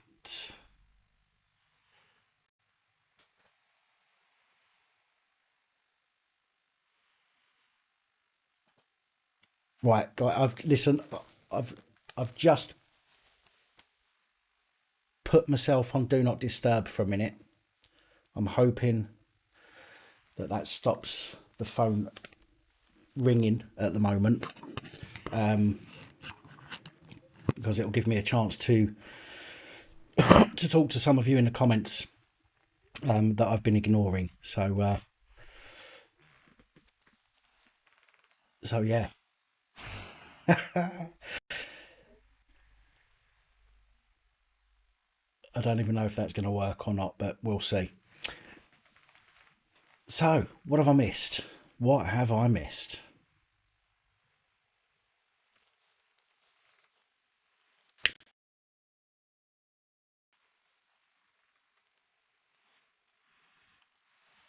I might have to go and make a coffee in a second, yeah.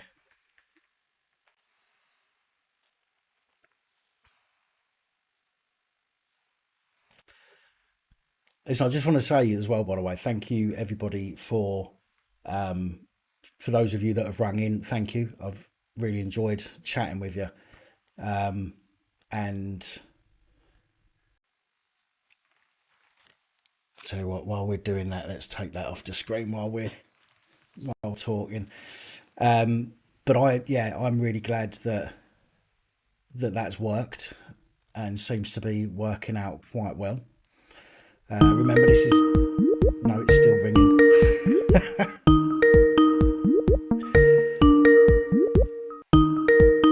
I'm on hold. You'll have to ring back. I don't know how to do it.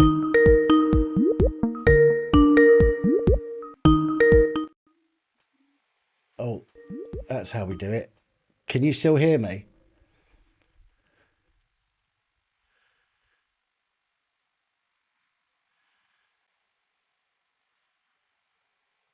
Can you still hear me? Yeah. Yeah. Okay. I've just turned the speakers on that down for the moment. I'll take a few more calls shortly, but I need to give my ears a bit of rest, get some air flowing around my ears because they're getting sweaty in those headphones. So my apologies.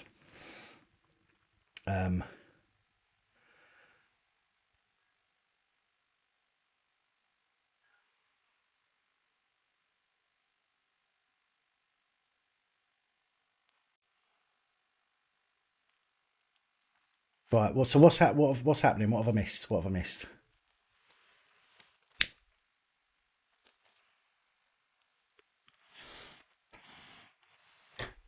No, it wasn't on hold, Lucifer. I put it on do not disturb, and I was hoping that would stop calls coming in while it was on that, but it didn't.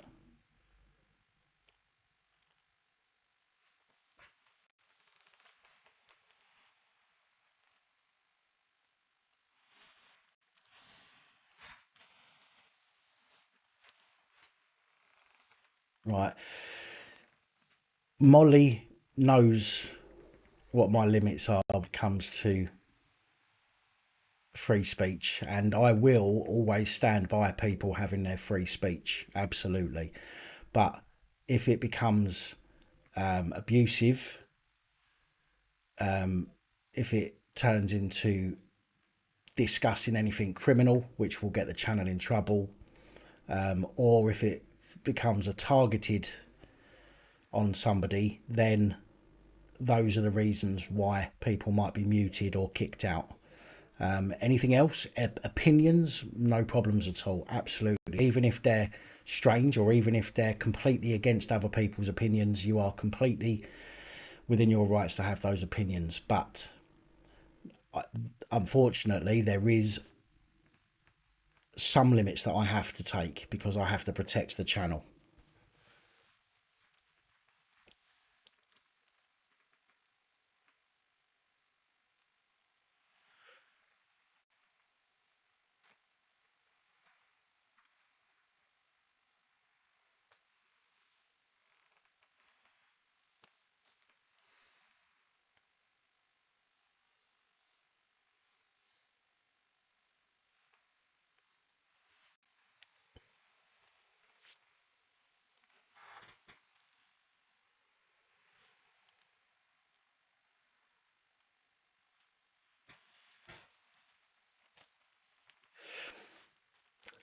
What, Alex Belfield is on tonight as well, is he? Oh, he does Wednesdays and Sundays, doesn't he?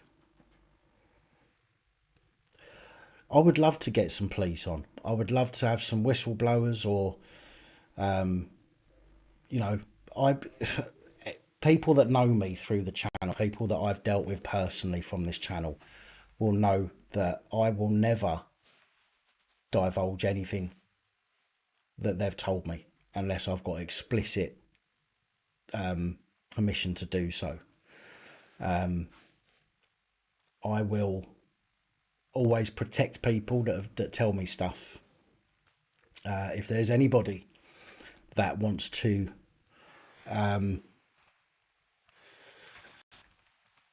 call in when I open the phone lines again, or maybe next week or whatever, that's got anything they want to talk about, I would love to talk to. I would love to talk to police. I would love it.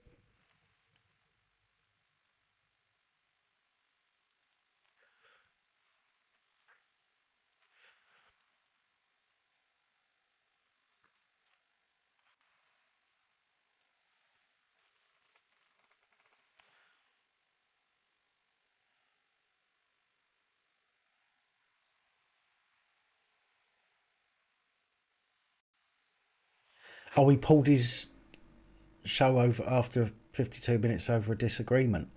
Is the video still up? I'll go over and watch that later or tomorrow. I need a receptionist to handle something, Roger.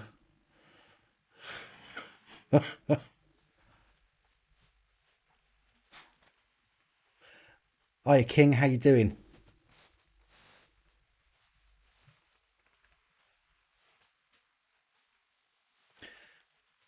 Yeah. I'll get over. I'll get over and have a watch of it either tonight or tomorrow. I just want to make sure it's still up. So cool.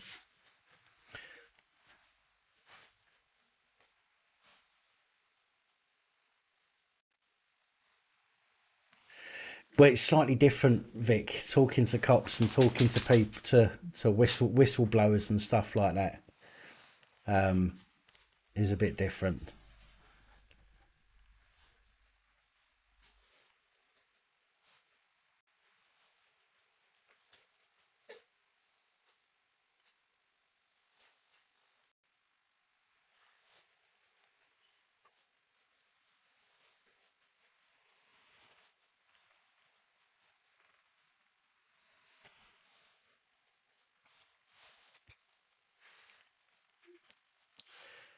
Right, I need to go and make a coffee, folks. Before I do. Hello, baby. Hello. Hello.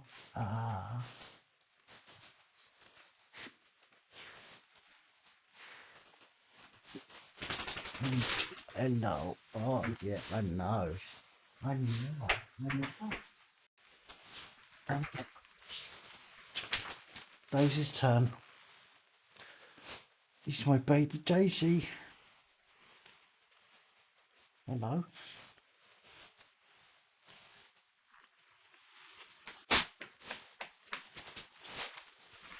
Okay. Super dog. Okay. Right. Down you get. Right, folks. I'm gonna put the Be Right Back screen on, which I do know some of you don't like the music too. I will change that at some point, but I shall be back in just a couple of minutes. So here's some messages from our sponsors.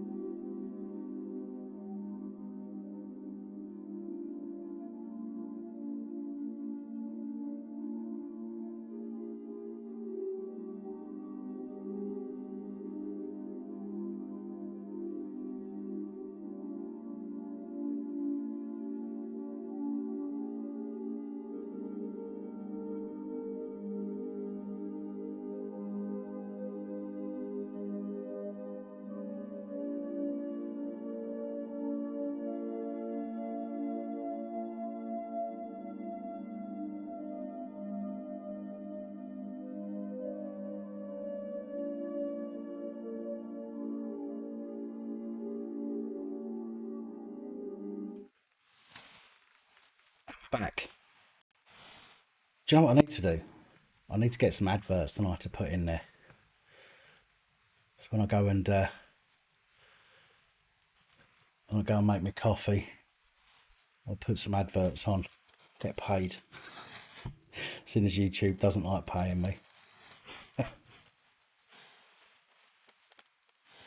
What's the music called? I don't know, to be honest. It's music that I got from YouTube's free music that I can use without it affecting copyrights and stuff like that.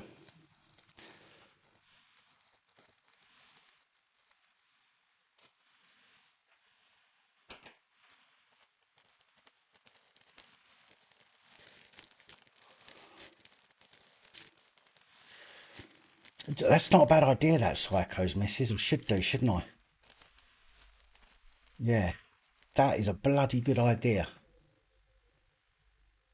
This is why I need myself a woman, because occasionally when they're let out of the kitchen, they do have some good ideas. They have all that time to think about ideas when they're at the kitchen sink washing up.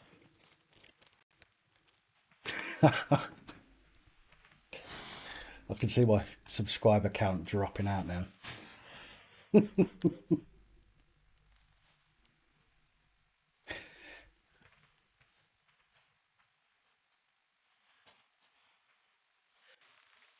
So I'm going to open up the lines again shortly. I'm going to have a few more calls.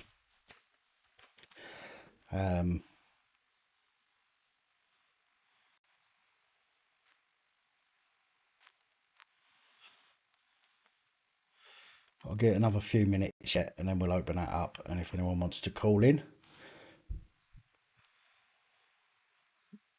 and then we can do.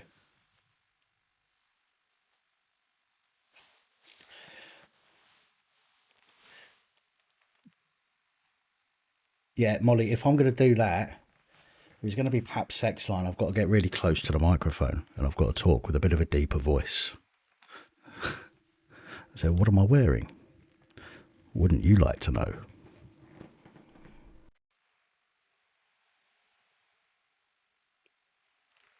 How you doing, Chris H?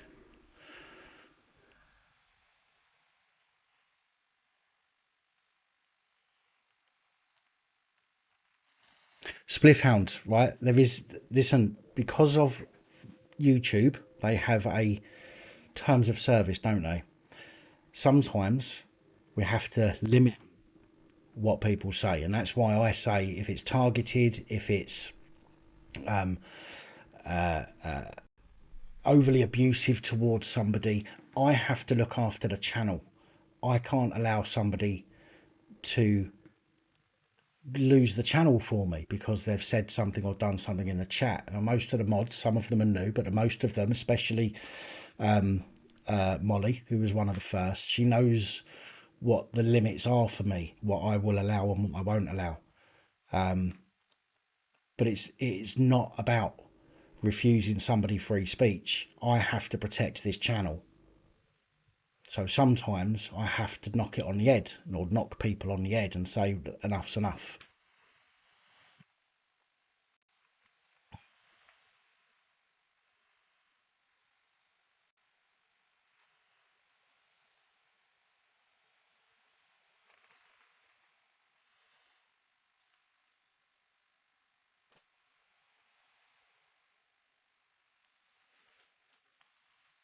What do you mean, no sound? You winding me up? Oh no, you are winding me up.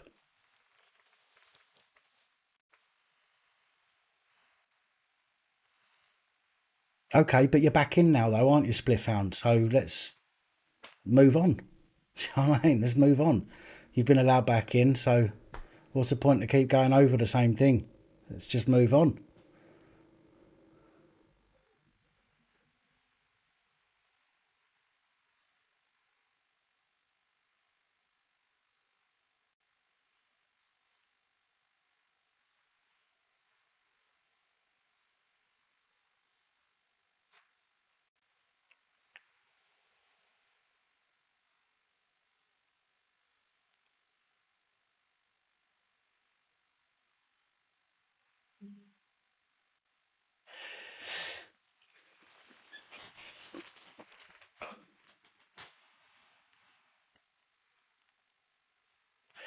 The tattoo, that one you mean?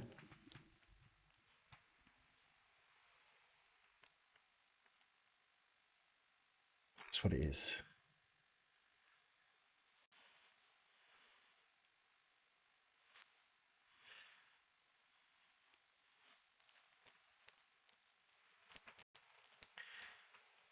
Creepy music still in your head.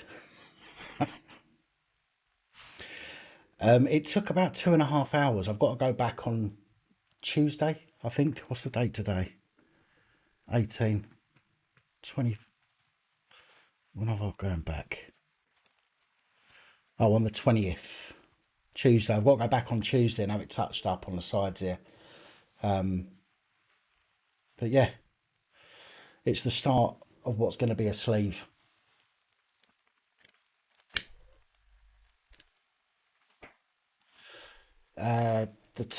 Well, that one cost 150. The t-shirt.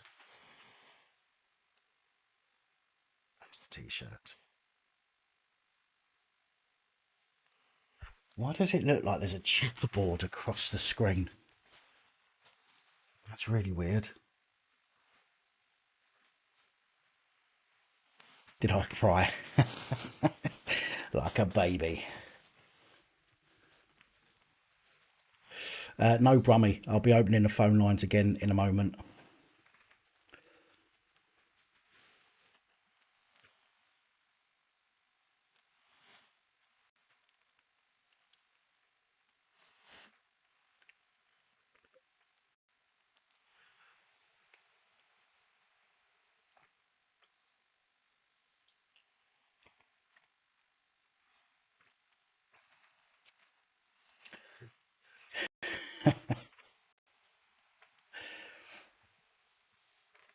Right.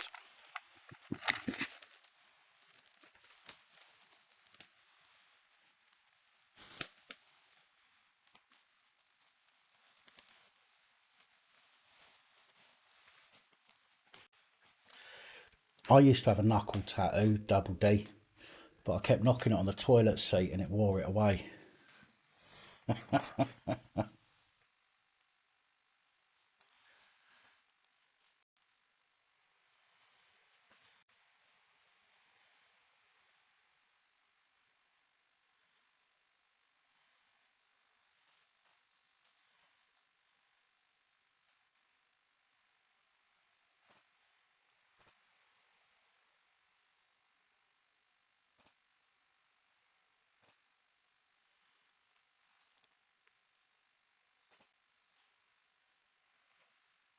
Hello, John.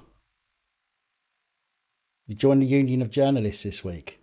Nice one, Welshie.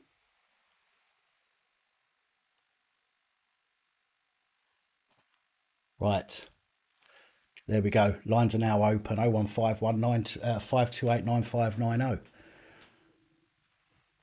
Freedom of choice. I've had a look at some places. I've just got to come up with a design now and then send it over to them to see what they think. My tramp stamp. Do you want me to put my mankini on as well?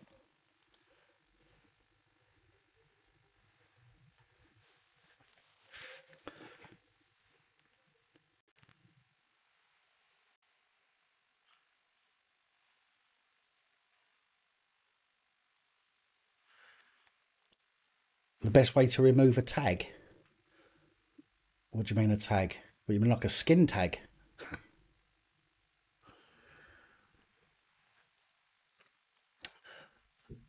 I'm wearing it under my clothes, Double D. Hello, who's this?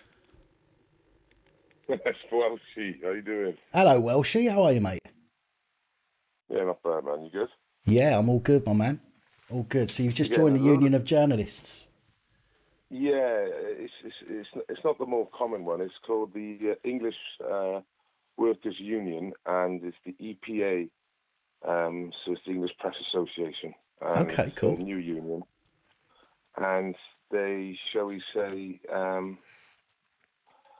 Oh, not on the usual left-hand side of unions. They're more on the right-hand side. I think By the English Democrat. I think I've actually looked at the at them, shall we say? Yeah.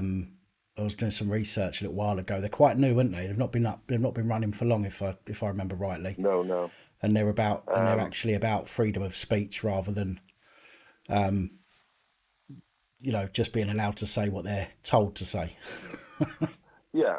I mean, basically, they've sort of represented a couple of YouTubers already, or he's representing one, possibly two at the moment. Right. And it's run by Robin Tilbrook.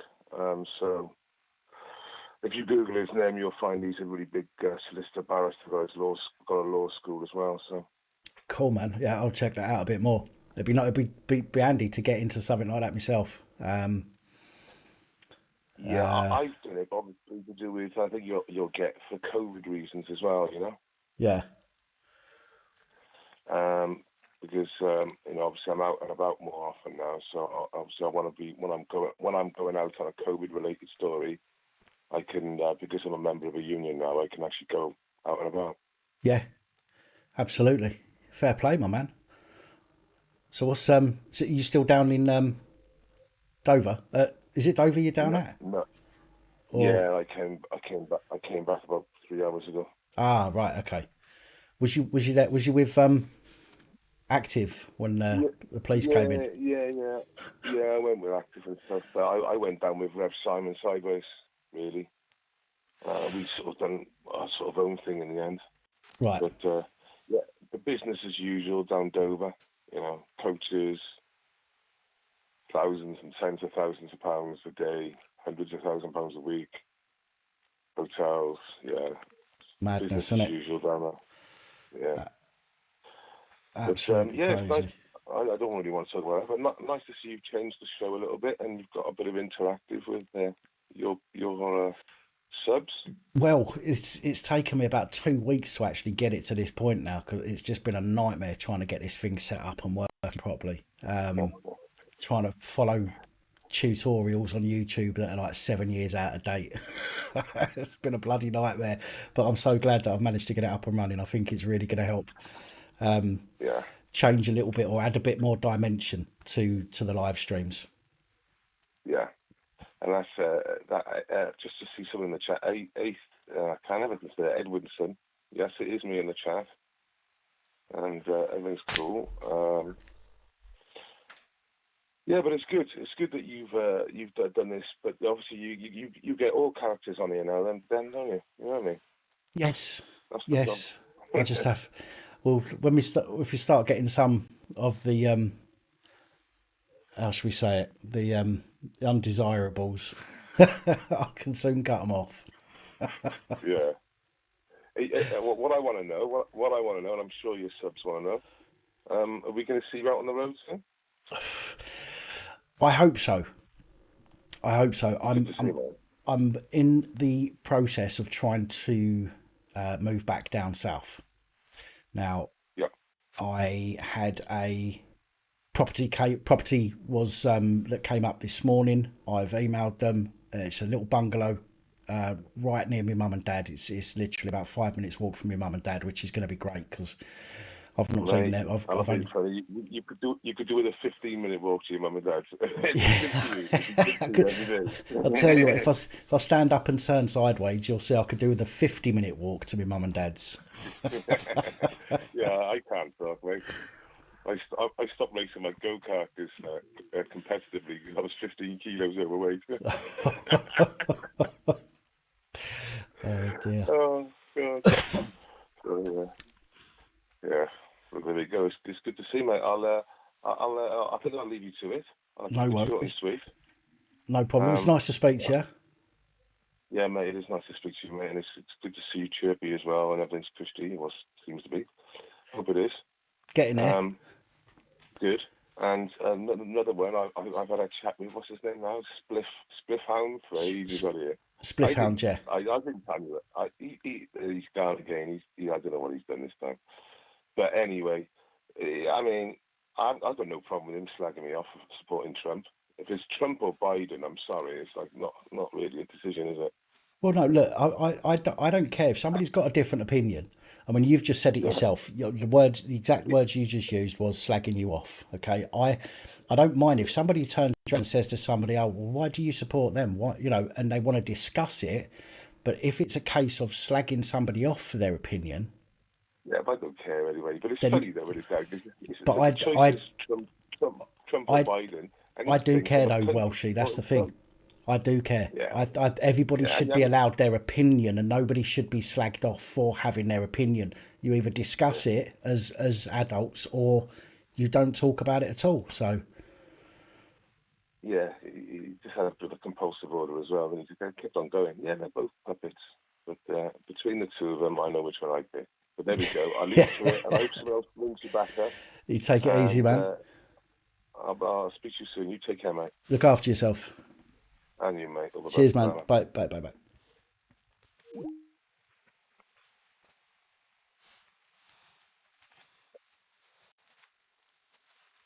Ian Bradley, how are you, mate? Danny, take it easy, mate. Thanks for jumping on. Nice to talk to you.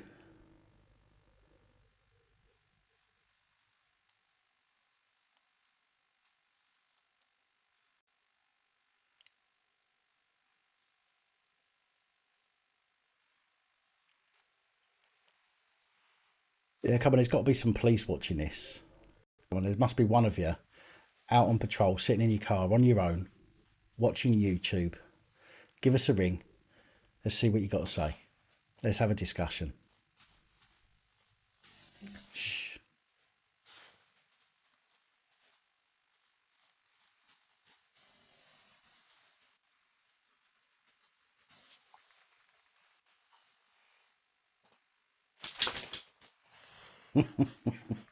How you doing, Stuart?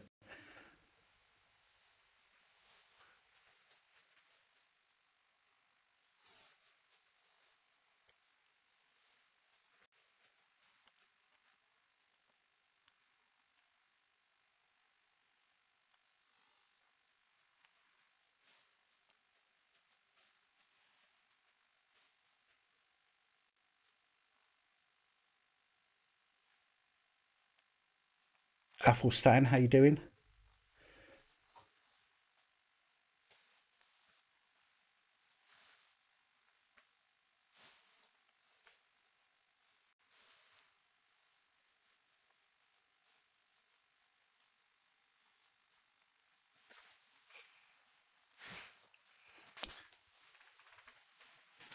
you know what? If I put my helmet on, they might think I'm one of them. Phone up.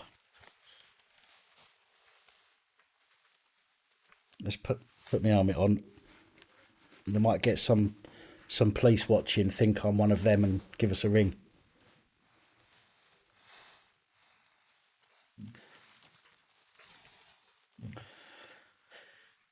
Hello, hello, hello. What have we here then? I can't tell you what I think about that, Angela, because I'm talking about it tomorrow in my PAP reports. Oh, here we go. Hello, hello, hello. It's PC Plod from Scotland. PC Plod from Scotland. How you doing? No bad, Dad. How are you? I'm good, thank you. Right. Heavy weekend with the cops not doing their job as usual. Nothing new there. Yep. Oh, quite a few threats for PC Plod. Tried to set me up last year when I was in the jail to do with Asda. He was obviously back at it for the last 2 weeks. Right. All recorded calls. And the amount of drivers, well, you know what I'm at. I'm a full-time registered carer for guys with disabilities in the village where I stay as well. So the amount of phone drivers I've caught, speeding drivers, articulated lorry drivers, drivers driving with no straps on loads, but PC Davy Matthews is quite aggressive down the phone to me. Really? Yes, especially last night. Kept on saying to me that I was bullying him.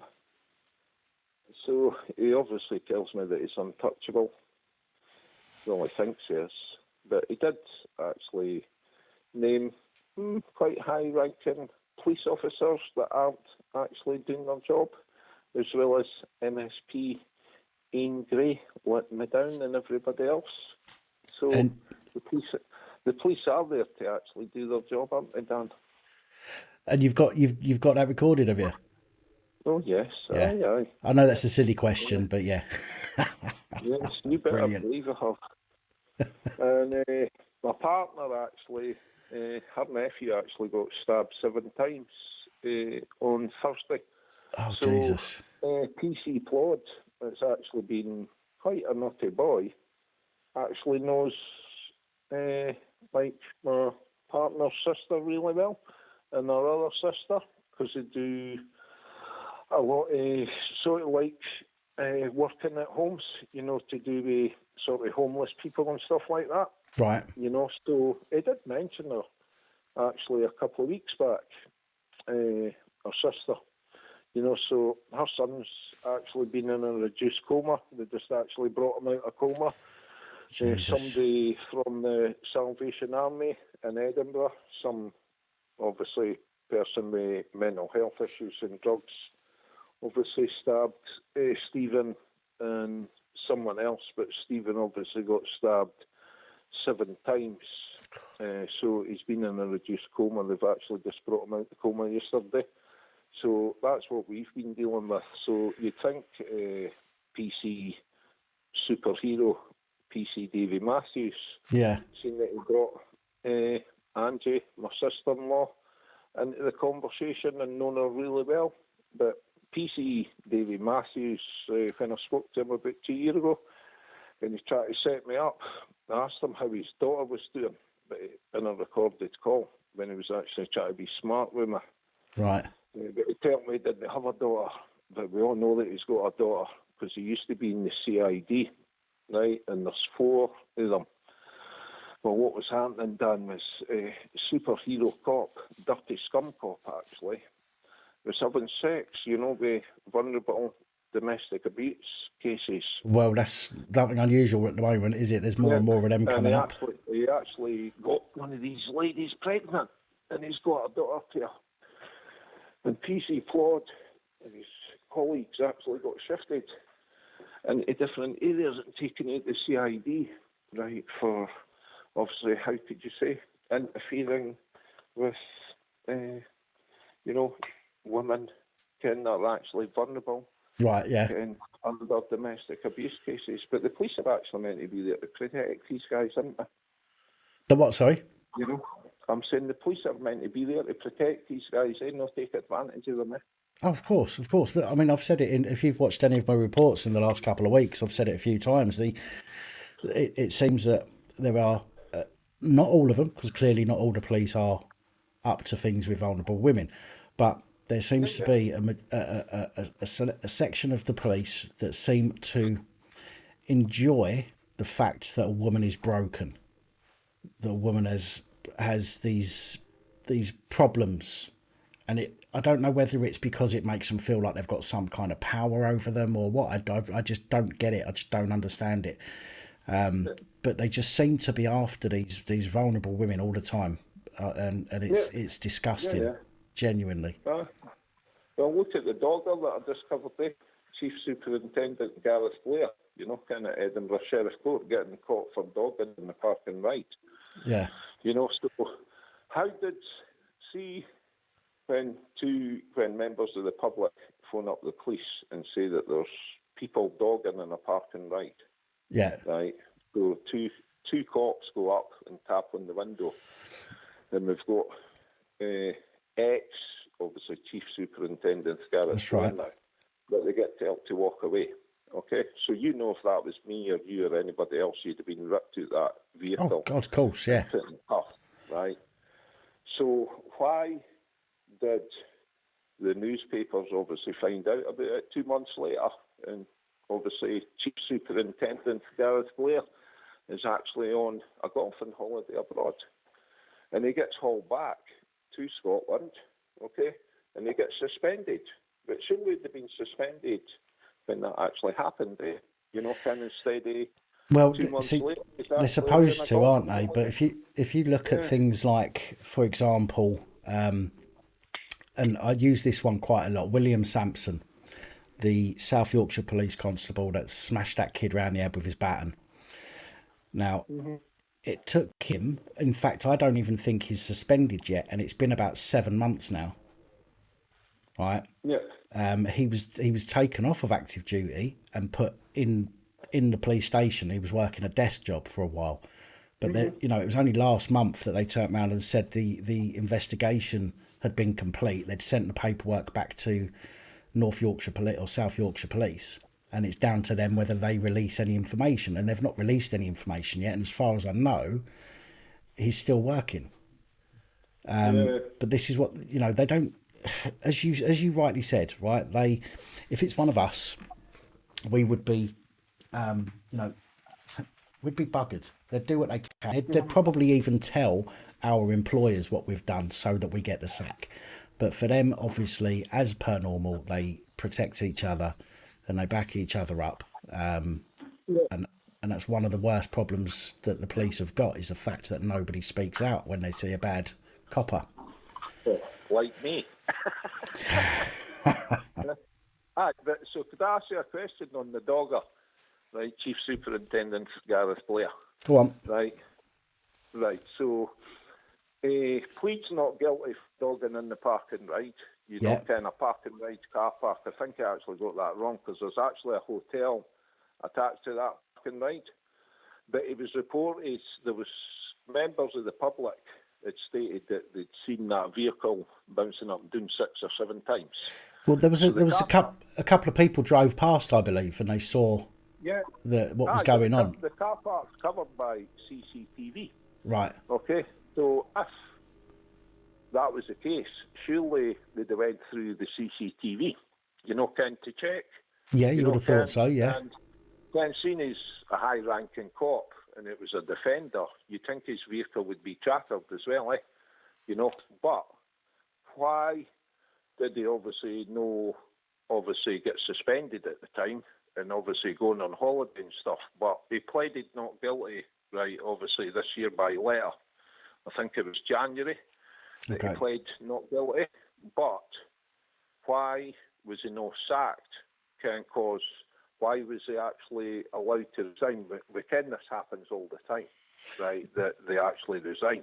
The reason being is because they won't sack them straight away. They do it through the misconduct procedure, and all that does is it gives them extra time that's what it does. It gives them extra time to resign. Anybody else would get dragged in there and then, and you'd have your meeting and you'd be told to do one.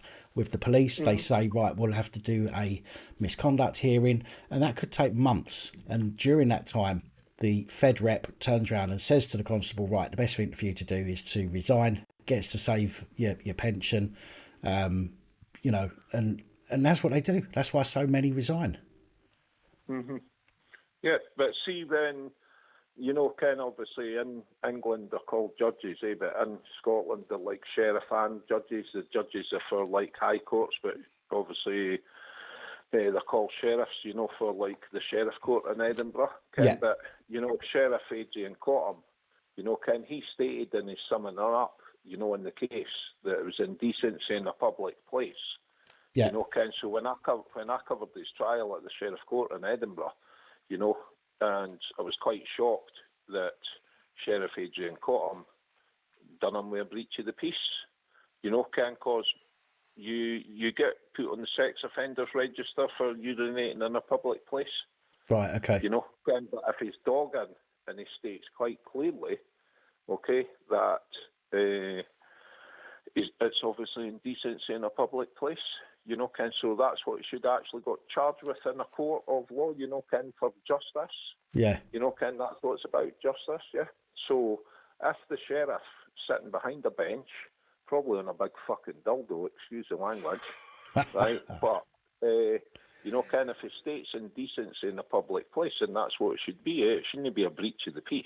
Yeah. You know, but for urinating in a public place, you get put on the sex offenders register. But Sheriff Adrian Cottam decided not to put ex-Dogger Chief Superintendent Gareth Blair on the sex offenders register.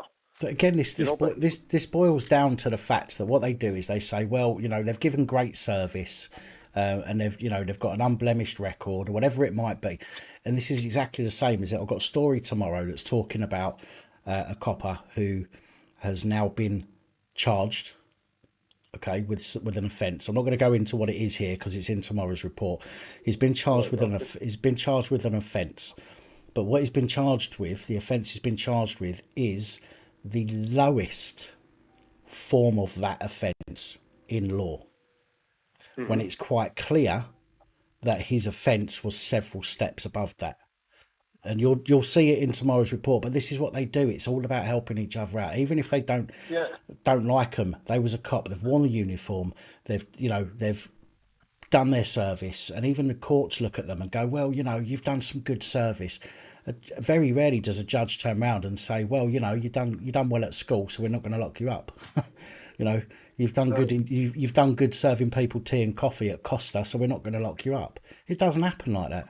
So it's ridiculous, mate. Well, there's PC Derek Kennedy, 5,000 Class A child porn images, 18 and a half hours of children and babies being raped, and gets arrested and admits to his colleagues that he's obviously masturbating over them, but he states that he's not got any sexual feelings towards children. Yeah, righto. So I did text you about that case, Ken, but I do it on there, basically because he's not been sentenced, so I'd have a funny feeling that the police would probably go down the same line as Tommy Robertson, with myself, Ken, because they obviously got a big vendetta against myself, Ken, obviously. So I didn't want to put that onto YouTube yet today with me being at Dundee Sheriff Court, Ken, and that PC getting bail, because I didn't think he should get bail, Ken, is it know about that children and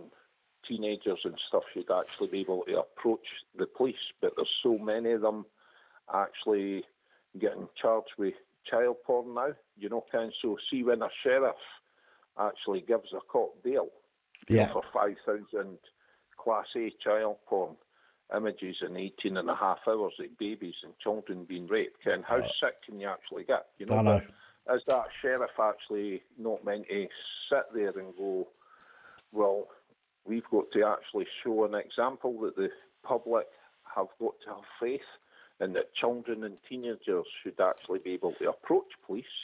Well, they should be. If they're actually put into a situation where there's maybe an adult actually try to, Ken, get in touch with them over the internet, or, Ken, maybe doing something else, or a neighbour or a family member or something, Ken, as the whole point of the police actually not being there about that. That's what they put across, Ken, to do with children and teenagers can get in touch with us or speak to us, Yeah, Ken. well, So of course, but even so, actually, the problem that you have is even if the police are more approachable, the judges are giving these ridiculous sentences that gives no justice to the victims at all. Okay, which makes the whole process a joke. It makes the whole process a complete farce.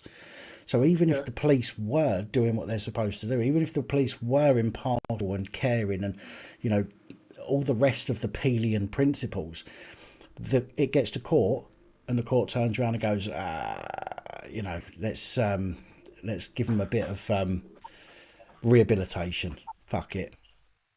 Do you know what I mean?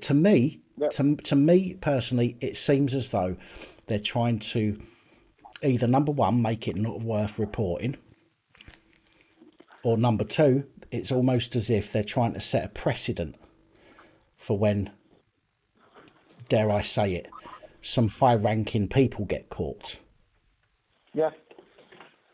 What, you mean like Bill Laird, the head of roads for East Lothian Council and secretary for McMennick Community Council? It took me a year of going into police stations and my daughter's emailing the council, and the police eventually come in and I give two statements videoing PC Howard and another cop incident number 2003.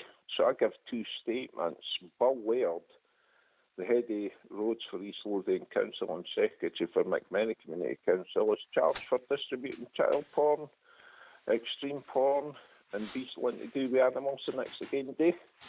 And funny enough, I've actually just had a letter from East Lothian Council about me videoing outside my family home, stating about putting people in fear and alarm. Right, obviously with my camera. Madness, mate. Again, Madness. Which I've just received, which I brought up with Supercock PC Davy Matthews. So he stated, when I asked about, how can you actually put somebody in a sort of state of fear and alarm, with a camera? And he decided to come out with facts about 6'3", Ken, and puffing yourself up and being aggressive and stuff, in the recordings, well. Because I asked him to explain, Ken, so I stated, well, if I'm standing in my own garden and I'm videoing a 44-ton Arctic driver coming out that site entrance next to my family home and me being a registered carer for teenagers and young adults with white sticks that are partially sighted and learning difficulties and ADHD and autistic and Turner syndrome, and spina bifida and stuff at my family home. Yeah. And I asked him to explain, kind of about being sort of aggressive and how people could come across with a camera. He brought up to do with, like animals and snakes, and I went, no, can you explain yourself a wee bit more, please?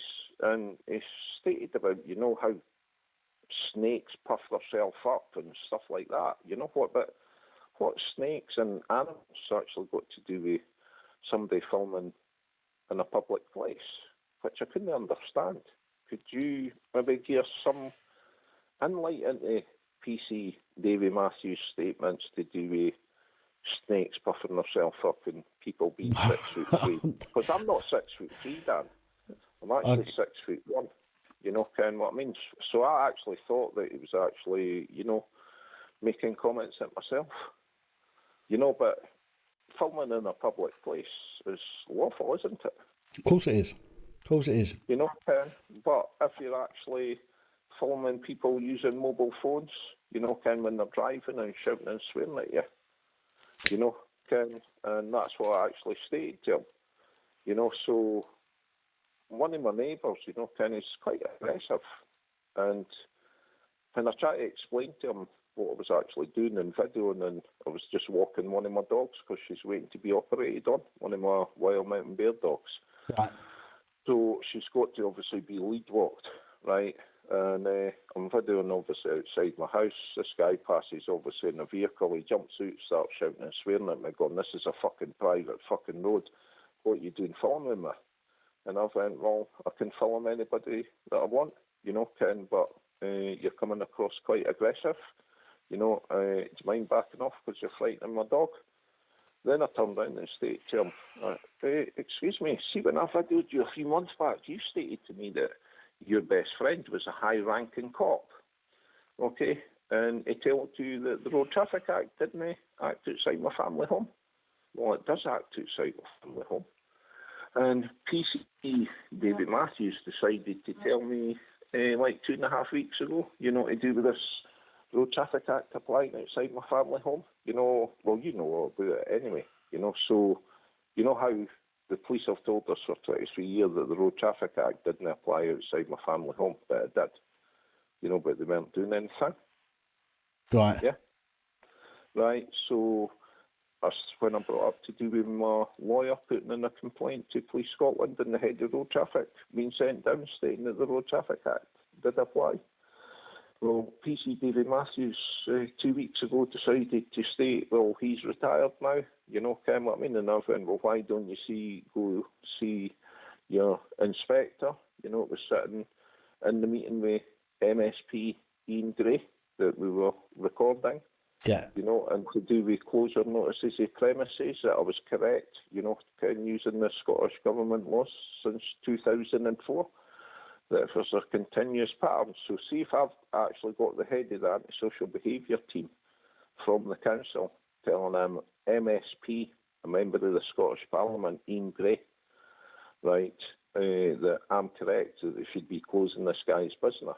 So it's obviously all got to do with money, Ken. But see if MSP and Grey is cuddling these guys that I'm a carer for, a registered carer, Yeah. they're using white sticks and they've got learning difficulties. So instead of shaking hands, they wrap themselves round you, showing love. So if you have a member of the Scottish Parliament, is he actually not meant to be doing his job and acting for these guys because they're vulnerable people and keeping them safe instead of adults actually shouting and abusing them? Ken, I mean, that's what it's about, vulnerable teenagers and stuff. Listen, they're all interested about that these days. They're not interested about you. They're not interested about me. They're all interested about their wage that they get, and providing that they occasionally say the right thing to the constituents. Nothing else matters to them. Listen, I'm gonna have to wrap this one up because we've been on for 20 odd minutes now. Okay. You take care, man. We'll have another chat soon. Yeah. Okay, man. Look after yourself, my man. Ta, mate. Bye.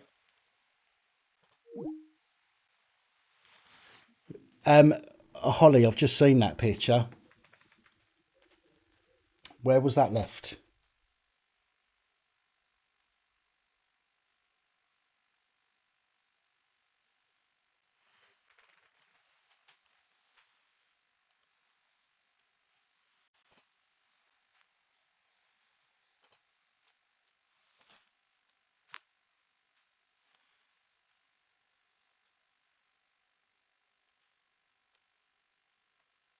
Right, okay.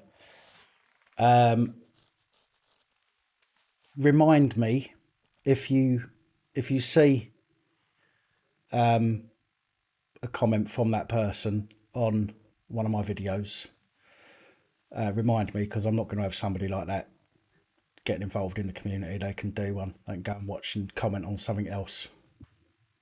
So remind me and I'll block them from the channel. And that's rare that I do that.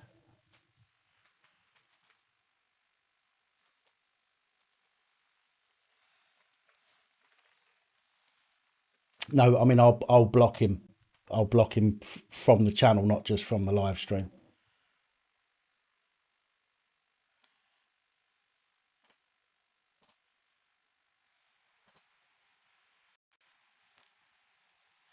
You've got me going to mine to check now to see if I've got one.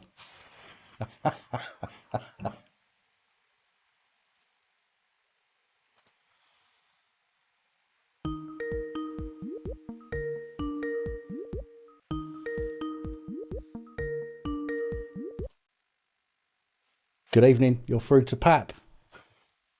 Who's this? I'm just thinking, I know that you only speak usually about the police abusing power, the police and all that sort of stuff. Okay.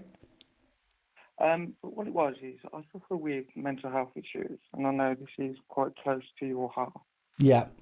And I'm just wondering how I could, if you could give me some advice on how to open up to family members to explain what I'm going through, because no one really knows.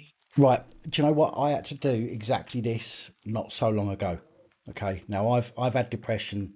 I've suffered from depression since I was about 15. I'm 42 now. I was only diagnosed about a year and a half, maybe 2 years ago. My family knew that I had depression, but even after I was diagnosed, I never really spoke to them about what it was. I had a bit of a breakdown. I don't know, on a live stream. I came on a live stream because I was in a very bad place and I just couldn't handle what's going on. So I came on a live stream because I felt like I was going to do something stupid and I needed a way to stop myself. So I came on here. Excuse me. The following day, I thought to myself, well, I can't really talk to, the people that watch this channel know more about my mental health than my family do. So I went through the NHS website. I went to find what I was diagnosed with, and I sent a link over to parents. And I said to my mum and dad, look, I said, you know that I suffer from depression. I was diagnosed, but I never really told you what that was or what it entailed. This is what I've been diagnosed with. And I left it at that. Okay, now they've then got that. They're going to be curious. They're going to open it up. They're going to read it. They're going to see what I suffer from and what effects it has on me. I know that my mum had then spoken to my sisters about it, because then the next day I got some text messages from my sisters to see how I was and if I was okay. So I know that she'd spoken to them about my condition. It is very difficult to talk to people. I realise that, and I've been there myself for a long time. Especially when you're in the professional industry as well. Like, yeah, it's one of them that, you know, I see things in my day job and it's affecting me, and with the lockdown and all that sort of stuff, it's affecting me more. I haven't been out the house now in about 2 weeks. Well, I think at the moment there's depression and mental health issues are being spoken about a lot more at the moment, especially because of this lockdown. So a lot more people are actually suffering from it. And I think the general public are more aware of that at the moment as well. For me, now obviously it's going to be different for everybody, but for me, I found that sending a link to my parents with, I mean, I don't know what your condition is. I don't know if you've been diagnosed or anything like that. I've suffered with depression in the past, and I've had suicidal moments and that sort of stuff. Okay, well, I'm sorry to hear that, genuinely. I've been there myself, so I genuinely do know where you are and where you've been. Have you been worried, like, obviously, you don't have to, you know, you don't have to tell me, but have you been diagnosed with anything? You don't have to tell me what it is if you have. I've been diagnosed with depression and split personality disorder. Right. Okay. Well, I've got borderline personality disorder. EUPD is what I've got, which is emotionally unstable personality disorder. And do you know what? It's so much easier for me to talk about my condition when I'm on here for some reason. I don't know why, but if that's what you've been diagnosed with, and again, it might not work for everybody, but for me it worked because I didn't get the anxiety of having to tell somebody and try and explain it all to them. And I think that's a problem that a lot of people have, is they get anxious thinking, well, I've got to try and tell somebody, and if they don't understand, then I've got to try and explain it, and then I've got to explain why and how, and, you know, and all the rest of it. And that, you know, that messes with your head a bit. If you can find, I mean, I know the NHS has a borderline personality disorder page. I know there's a page on there for that. I don't know if it's something that you can consider doing, is maybe sending a link to, to one of your loved ones, or however many you feel comfortable sending it to, and just saying to them, say, look, this is what I suffer with. Sometimes I really struggle, and I'm not easy to, and it's not easy for me to talk about it. But I do need support now and again.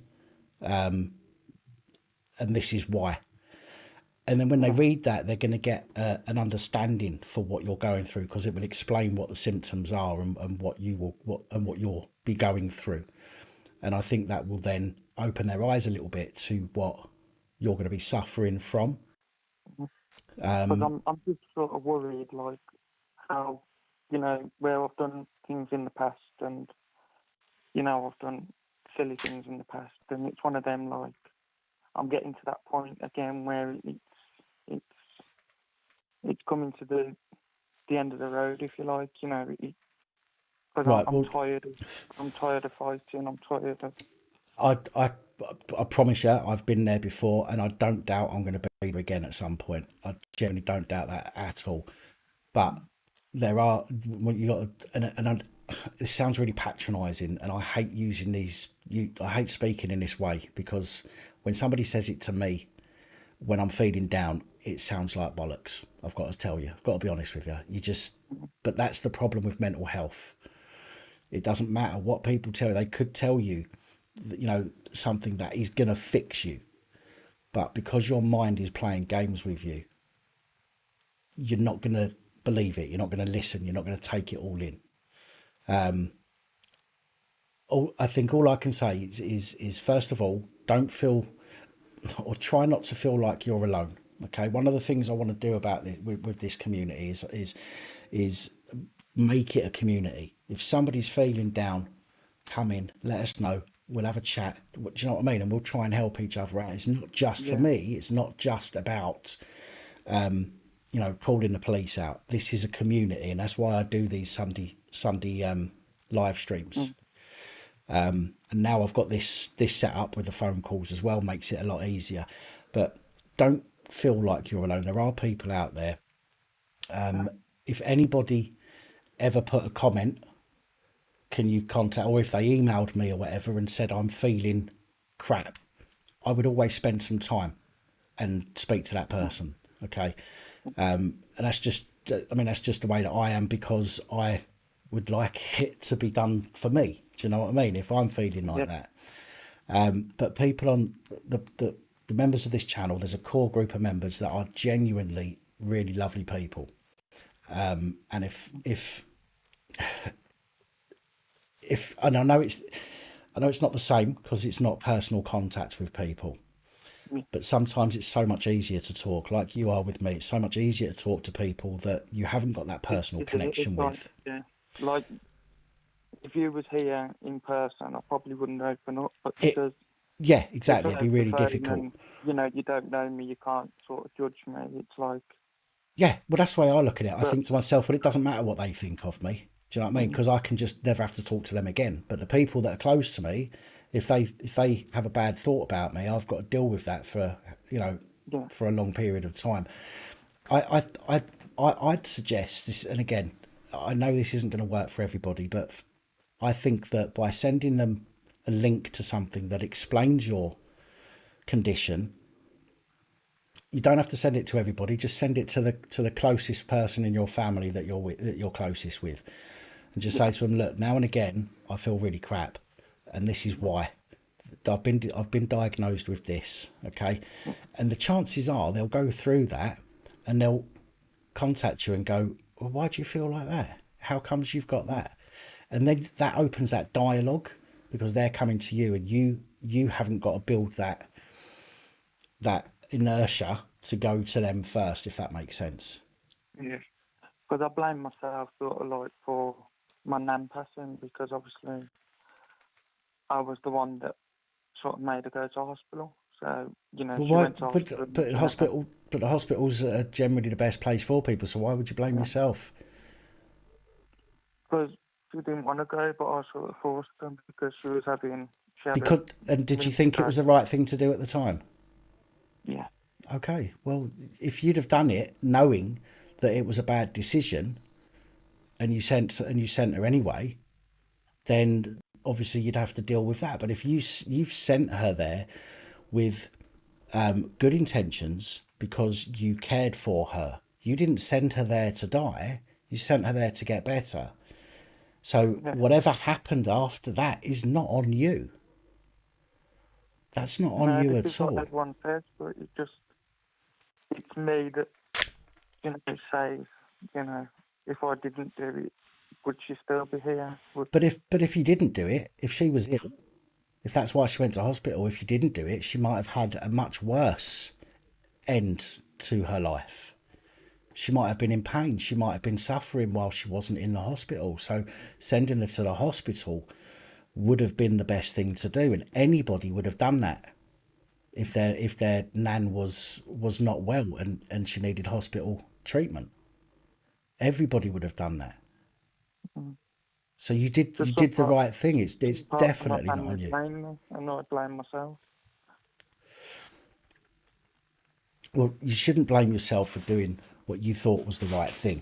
Okay, that's number one. Number two, you sent her to the hospital, which is the right place for somebody to be when they're not well. So whatever happened after that is, obviously I'm genuinely sorry, but that's not your fault. That's not on you. That is not on you. If you imagine you open the door for somebody at a shop, and then that person walks in, and it turns out it's a bank robber, and then they shoot somebody. Is that your fault that bank got robbed and somebody got shot because you opened the door for them? Yeah, good. Yeah, that's a good point. Do you see? You done what you thought was the right thing, and you can't blame yourself for that. If you'd have sent her knowing that it was a bad choice or the wrong choice, then I wouldn't know what to say to you, to be fair.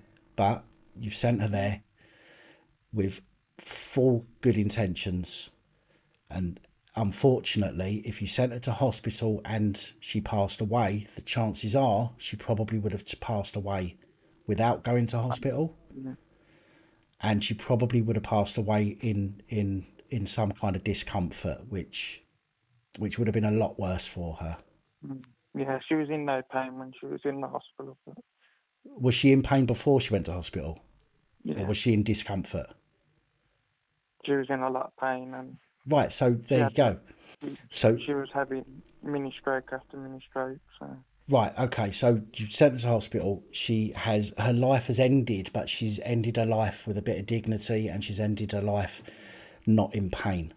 And I think that is most important thing here. If you'd have not sent her in, and she'd have had more mini strokes, TIAs, I think they're called, and she'd have had more of those, then she would have been in a lot of pain and a lot of suffering, and that is certainly not the way that anybody should end, that anybody's life should end. You did the right thing by sending her to hospital, 100%. 100%. Please don't blame yourself for that. You did the right thing, I promise you. Yeah, it's just hard because obviously, like, you know, I've been down that slippery road. I thought I was coming out the other side, and I'm slowly going back.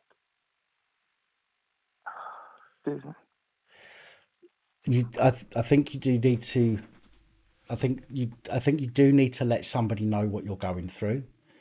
I think that if you're going to find it difficult to open up to somebody close to you initially, I think what I did, because I found it difficult, is, as I say, I sent that link and I just said, look, this is what I was diagnosed with.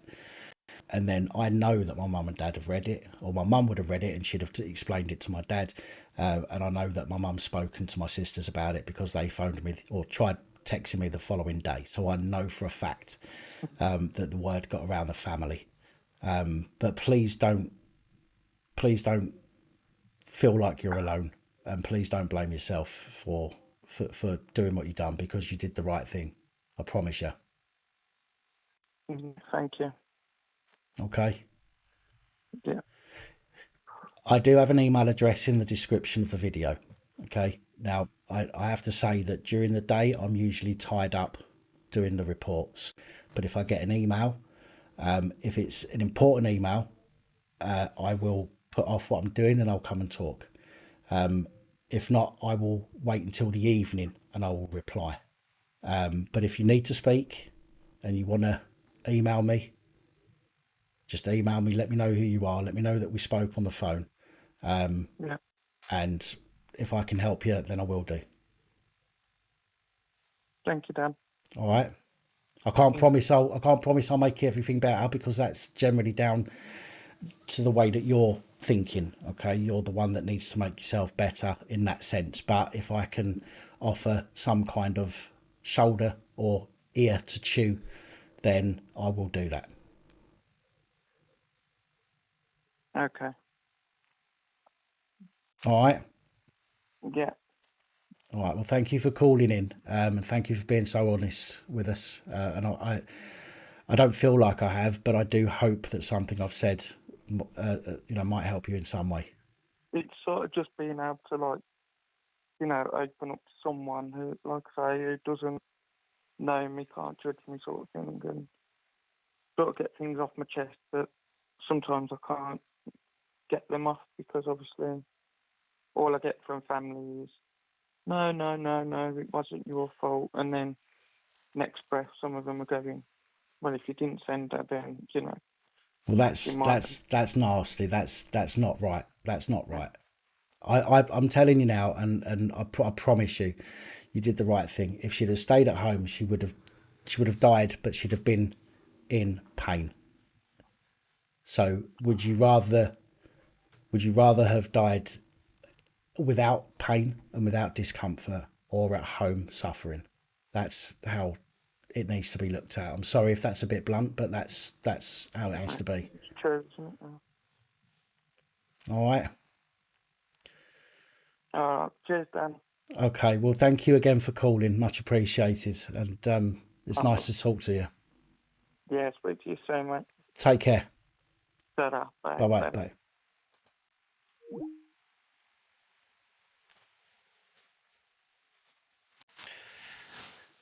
Right, I'm going to have to just give us a moment there, folks. Before I get any more calls, I'm going to put this on, turn the volume down again.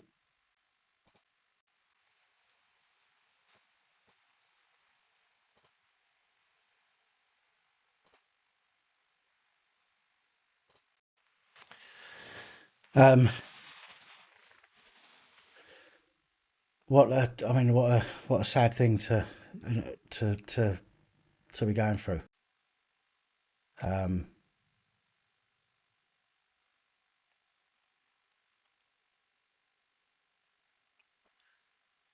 don't know what to say.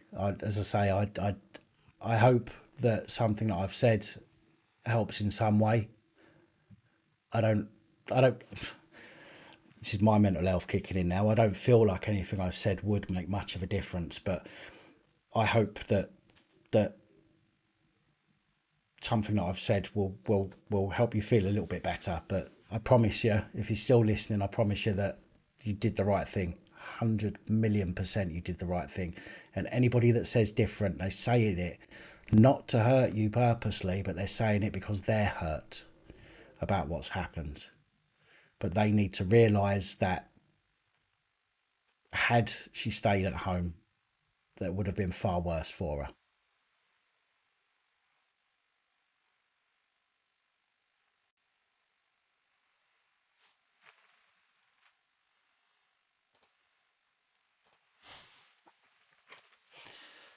Well, I'd give Boris a wedgie with a fucking pickaxe.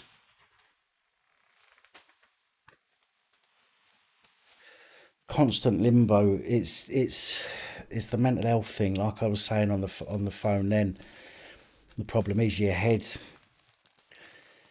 No matter what you try and tell yourself, or no matter what other people tell you, your head is a very powerful weapon against you and how you feel. No, Brummy, I promise you, you haven't. I'm saddened, but I'm saddened by what you're going through, because you genuinely don't deserve to be going through that. So yeah, please don't apologise. Absolutely don't apologise. And don't blame yourself.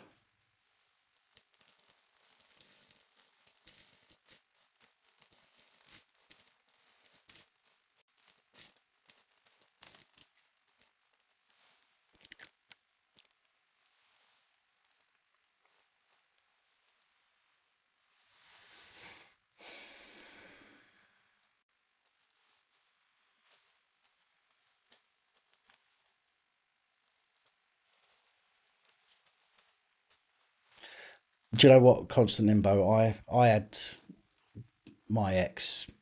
She was actually taking a psychology course. Psychology course. And she knew what my condition was. And yet, when my symptoms showed themselves, she couldn't handle it.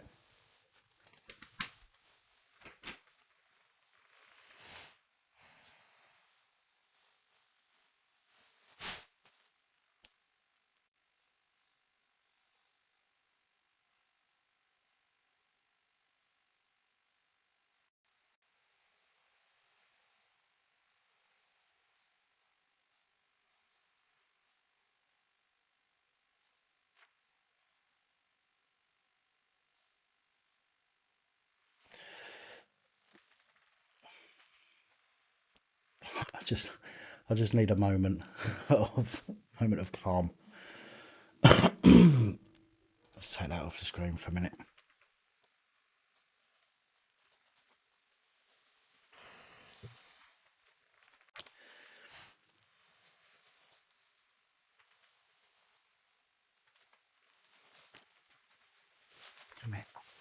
Can you give me a cuddle? Hello, baby. Hello.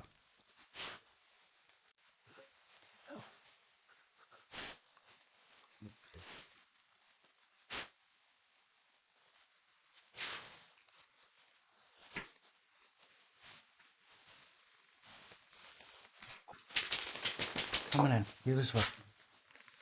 You as well.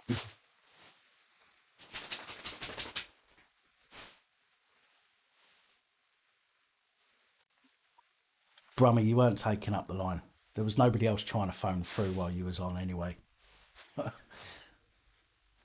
And they would have had to have waited.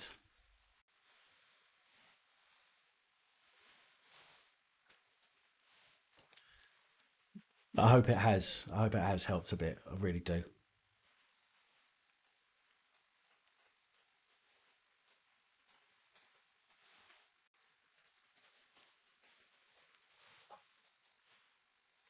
Here's a snog.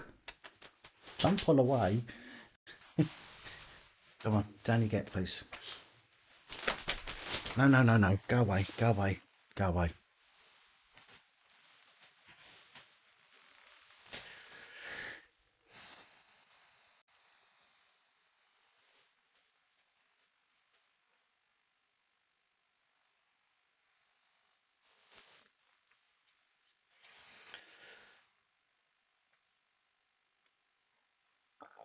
Oh, excuse me. Sorry.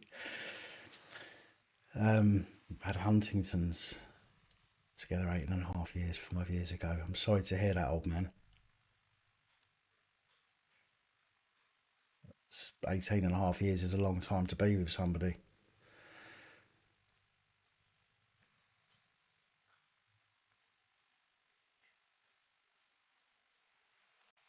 I do. Someone needs to put me over their shoulder and burp me.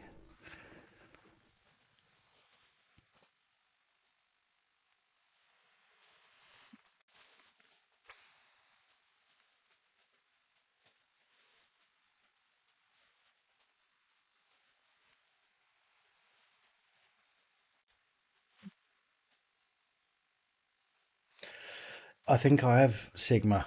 Do you know what it is? Because I've not eaten today again. I've just been drinking all day. I think where I've been sitting here drinking, it's just pulled in my stomach.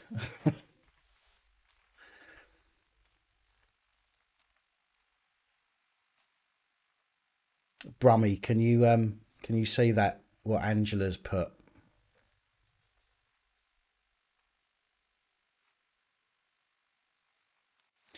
The dog cam's not on tonight, I'm afraid.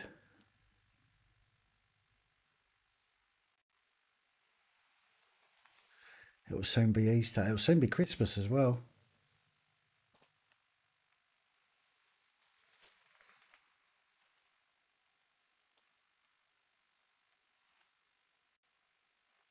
Being bullied at, well, can't you speak to somebody at work who's higher up? Because that's, if you're being bullied at work, and we love the Equalities Act at the moment, but it's there. The Equalities Act is there to be used.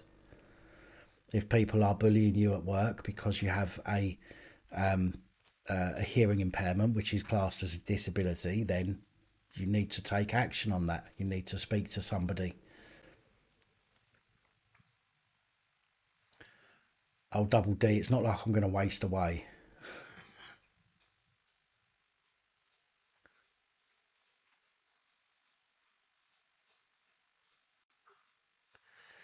They've stopped talking about the death rates now because, as you've said, the numbers are so small.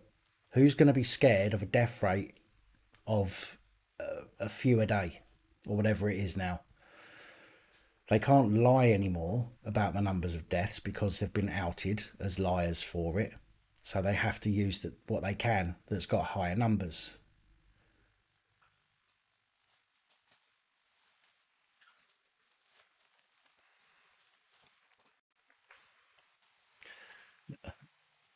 Listen, Vix, I'm always busy. But if somebody needs me and they need me urgently, then even if it means I have to miss a PAT reports because I'm helping somebody, then so be it. So If somebody needs me,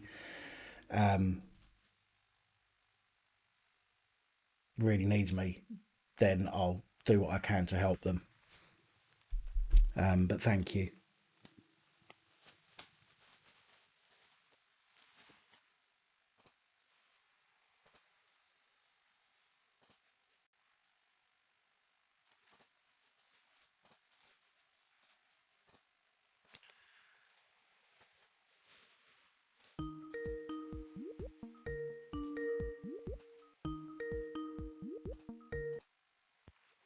Hello. Hey, Dan. Is that Double D? Ooh, you're very low.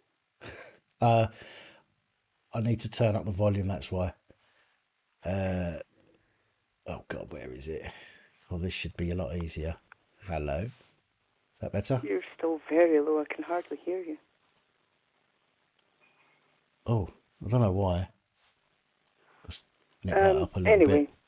what I wanted to say to Brummy, I understand what you're going through. The only person in my life that I ever loved was my grandfather. And he had lost, my grandmother said that he was going to go straight after her. I put all my plans on hold that we were supposed to emigrate. He lived for another 10 years and started getting vascular dementia. He was 94. He had a good innings. Right. But we had talked before about what he wanted.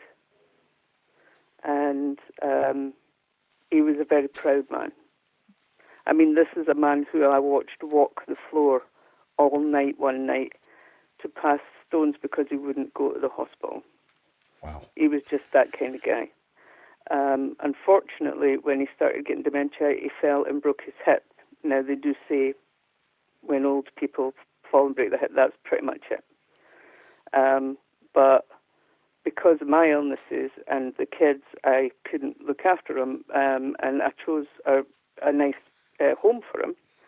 But unfortunately,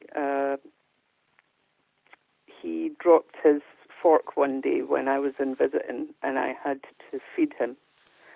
And a light just went out in his eyes when I did that. And I got a phone call the next day saying, "What do you want us to do? He won't eat." And I said, "Is he unable to eat, or is he refusing to eat?" And they said, "He's refusing to eat." I said, "Then let him go. He's made his choice." I said, "Just make him comfortable. Make sure he's..." It killed me to do it, but I know what he wanted. I've told my kids never to keep me on a machine. Yeah. So, Brummy, don't feel that you did the exact right thing for her. You really did. I don't regret what I do, but yet it comes up and I'm like, oh my God, did I really do the right thing? But he made his choice, and it was his last choice before his mind went completely. Right. So I had to honour that. I just told them to make sure he wasn't in any pain and to let him go. And he did. He was 94 and he died 6 days before Christmas 5 years ago. And he's the only man in the world that ever loved me. I'm sorry to hear But that. I was never going to go against his wishes. If you had left her there, she would have died anyway, but in pain. You looked after her. All my family have talked behind my back. I didn't do enough. Screw them. You did the right thing. She died without pain.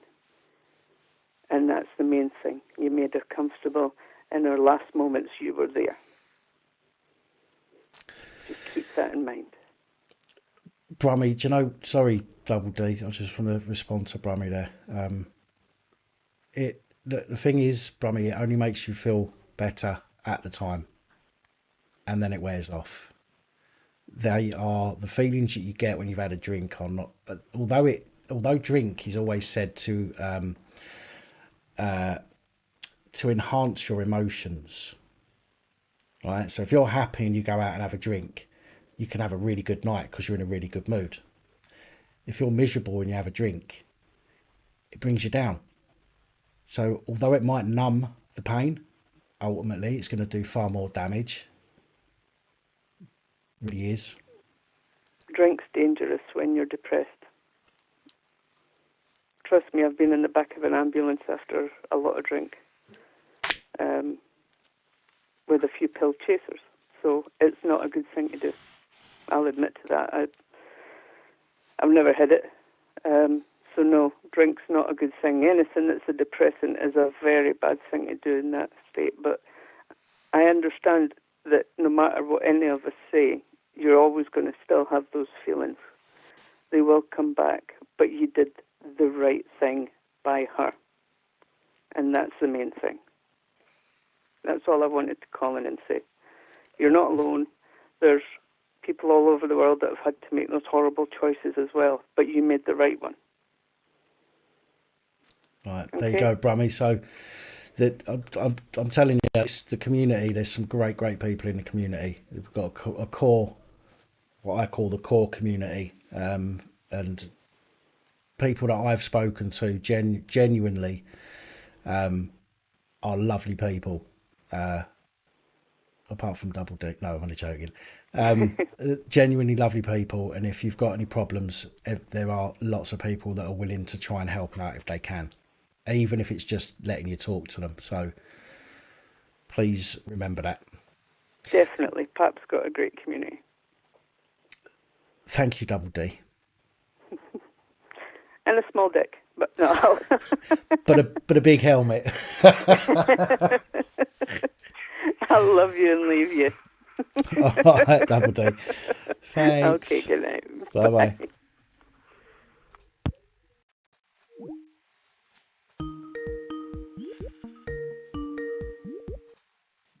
Hello. Hello. Right, Dan. Hello, who's that? It's Dave. Dave? All right. I'm just ringing you about something I've seen online, which should probably interest you for your little vocation. Let's hear it. Let's hear it. You might have seen it actually. It's GMP Stretford on Twitter. Oh, have you seen it? But it's some constable who's saying that people in the main being cooperative and supportive when approached for not wearing a face muzzle in the Trafford Centre. However, one male shouted at me, "I ain't wearing one, so just give a fucking fine." So I have. Is that what he's put? That's what the cunts put on Twitter. Oh, yeah. GMP Stretford. Yeah. People in the main You being wanna check it cooperative out? and supportive when approached for not wearing a face mask inside the jail. However, one male just shouted at me, "I ain't wearing a mask, give me a fine." So I have. What's a cunt? Right. We'll have some fun. I'll have some fun with him in a minute. Thanks for pointing that out. I will have some fun with that. But that's the typical shit, isn't it? What we're dealing with, isn't it? Well, again, they're they're completely ignoring the fact. See, this is you watch tomorrow's. What happened to the Equalities Act? Yeah, listen. You watch tomorrow's PAT reports. There's some stuff in there about all of this, okay? And I try and give some advice in the report, but I know you do, mate. What seems to be That's happening? what your cards are about, isn't it?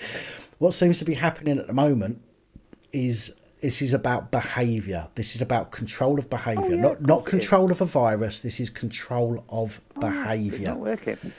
It ain't working. And that's why these tweets like this do nothing to help. There is nothing in that tweet. It just says if you're not wearing a face mask, you're getting a fine. There's nothing in there about people that might be exempt. There's nothing there about he couldn't prove he was Andy exempt. Burnham, you know, he's complaining about he's a Manchester mayor, a Metro mayor. Yeah. Just like that Anderton twat is. Yeah. What my one you mean? Cry. Both of them really want a national lockdown. Yeah. You know, Anderton's only whining because there's no furlough. Yeah, but haven't you heard the councils are getting paid for the lockdown? They can't get paid, but they don't get paid as much as if there's a national lockdown. They're getting for paid. their own country, they get paid more. They're getting paid per head. Yeah, of course they are. I mean, he's also Burnham's also a member of something called Metropolis or something like that. It's a globalist thing. Right. .org. If you go onto the website, you will see their agendas. It's a globalist thing. It was featured by a UK column actually on Friday. Right, I need to catch up on that one. I've not caught up on that one yet. Oh yeah. Mr. Burnham isn't what you would call a friend. He's not really for the people of Manchester. None of them are. Right. They don't give a You know what I mean? It's the regionalisation. It's an EU thing for England. Mm-hmm. They want it broken up into 6 regions or 9 regions or whatever it is. You know, this is what the regional mayors, you know, the city mayors, or, you know, like Merseyside, they wanted to include Cheshire with Merseyside and Lancashire. Right. That's what they really wanted. Well, to get paid. Well, if you think about it, and then Manchester would include like parts of Yorkshire. If they make their areas bigger and other mayors are got rid of, then it means whoever's in charge, okay, has got more power and more money. But there'd be no voting. And there'd be no democratic. You know, there'd be no you know what I mean. We've got a democracy at the moment, allegedly, but there'd be even less of it. There'd be no voting them out. No. This is the big plan. You know, and it's coming. It's happening. Madness. It's not a conspiracy anymore. No. You know what I mean? And it's like you know, you're seeing what's going down south now with the immigrants, right? There's potential for at least a couple of places in Merseyside that's going to house a lot of them. There's one of them being Pontins in Ainsdale, which is a Britannica, owned by Britannica, who own the Scraesbeck Hotel in Southport, who's full of them at the moment. Yeah. There's also the Clifton in Southport, full of them at the moment. 2 hotels in a little town. There must be 400 or 500 of them between the 2 hotels. It's madness. Now, if they put them in, if they use that place in Ainsdale, with Pontins, you know, holiday camp, that's got a potential of 3,500. Right. So if you half that because of the COVID nonsense. Yeah. You know what I mean? That's a lot. It's a lot of people. Yeah, of course. In a little town. Of course, and it's not going to help. People are about, don't we? It's certainly not going to help the economy. With our culture, do they? Well, funnily, I've got a story about that in tomorrow's report as well. Oh yeah, I mean, you know, it's coming about. I mean, I've seen 2 videos online that were by 2 these paedophile hunters. Yeah. And they caught one that had only been in the country 2 days, and he's trying to meet a girl of 13 or 14. I saw that one. Yeah, I know which one you're talking about. You know what I mean? I mean, and this is the tip of the iceberg. How many more that we don't know about? I mean, I said it earlier in the live. There's a culture difference, and people. If we, and I'm not trying to be. I mean, if you watch the channel for any amount of time, you know I'll speak my mind. But if we went to a country, we would have to adapt our way of life if we went there to exactly. stay. You know, you do as what you do. You do as the Romans do in Rome, don't you? You know, if you go to a country, you're obliged by their rules and culture. Yeah, you fit in. But people from those countries, but people from those countries where we're obliged to comply. Mm-hmm. Feel that they can ignore any because there's no one going to kick them out. That's why adaptations that they need to make. Yeah, because it's part of the globalization plan, isn't it? You know, George Soros, he's funding all of it. You know, the NGOs through his Open Society and God knows what else. It all boils back down to him. You know, he's on the immigration into the West. That's part of the plan. The other part of the plan is the gates, which is the vaccines and the depopulation, blah, blah, blah. You know what I mean? There's 2 of them. They're the 2 key players. There's probably more involved as well behind them. Wouldn't surprise me. Do you know what I mean? Wouldn't surprise me. It goes really deep. It's like if you look into Serco and SES, which is something to do with America, that are giving Serco contracts that we don't know about. You know, I've seen videos and some of it, you know, you think, well, maybe, you know, it's not quite right, but some of it, you know, there's got to be some truth there. It's not all going to be conspiracy, is it? No, of course not. Of course not. No smoke without fire, as they say. I think like a lot of this, you know, people say, oh, you're conspiracy, not, but hang about some of it. that was conspiracy is now fact. Yeah, well, I was literally just going to say, all of the people that were called conspiracy theorists talking about digital currency and all of that stuff, do you know what I mean? Yep. Cashless society. That's exactly where we're heading. But yeah, I saw an advert a couple of days ago saying, they brought out a new 50p piece. Mm-hmm. Oh yeah, the diversity one. That's it. And I thought to myself, why are they bringing out a new 50p piece when the government's telling everyone that cash is dirty? And it's not just the notes, because coins obviously are a hard service as well. So they can't say, well, it's only the notes. They changed the notes from paper to plastic. Yeah. That's supposed to have something to do with pig. In the it's supposed to be something connected with the pig. Right. In the plastic side of it, the production of it. Okay. The actual structure of these new notes. I remember talking about it when it first came out. People were saying, "Oh, the Muslims won't use them," if it's anything to do with pig, because of that reason. So is that part of this? There's so much going on. It's hard to keep up, to be fair. And it is. It's happening. It's not being played. It's not even stuff that's going on in one section. But, we're probably being played on several different angles, aren't we? Well, yeah, that's what I mean. It's coming at us from all angles, and it makes it very difficult and very confusing to see what's happening and to take steps, shall we say, because there's so much going on. It's like being surrounded by 7 or 8 people, and they're all taking turns to punch you, and you don't know which one's coming next, and it makes it very difficult to defend yourself against anything. And this has got to be part of the plan. It's got to be. Oh yeah.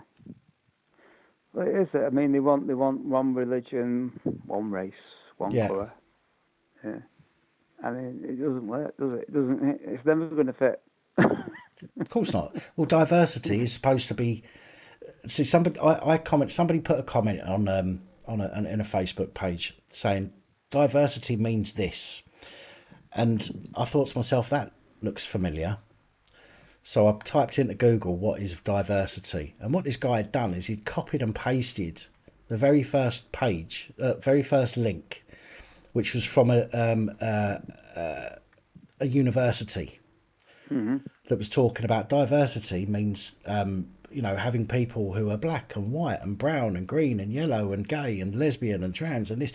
And I went on and I went, why did you copy and paste the first thing that you found on Google? Because that's what you've done, word for word. What you've done is you've taken that from a university who are going to be very careful about what they say anyway. Okay. I said to him, why didn't you go to the dictionary and get the definition? So I got the dictionary definition, which does say diversity means lots of different things joining together or in one place. That doesn't mean anything. It doesn't say anything about sex or race or anything else. And this is the problem, in my opinion. People put too much. What's the word? They put too much on the fact that somebody might be black or trans or Christian or whatever. Google play that game as well, don't they? Because they're censoring. Yeah. If you do a search, for anything, you try and search for influenza, it'll come up COVID. Yeah. Well, I use DuckDuckGo. The reason I use Google. What has influenza got to do with this virus? No. Nothing. Do you know what I mean? It's like they're trying to brainwash people. Yeah. Well, like I say, I mean, I use DuckDuckGo for a lot of my stuff, but sometimes it's not as up to date. So then I have to use Google. So I flip between the two. What was I going to say?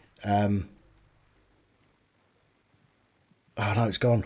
Oh, I hate it when this happens. Brain fart. Comes to us all, Dan. Oh Jesus. I don't know if it's my age or if it's because I'm tired. No, it's gone. It's gone. Absolutely gone. You were saying about you flip between Google and the one because Google's more up to date and.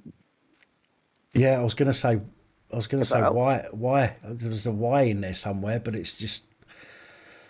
Why are they different? Why Why aren't they both on the parallel? A No, it's parallel gone. thing. Why aren't they No. both up to date? No, it's gone. It's completely. No. It's completely flown off. Sorry about that.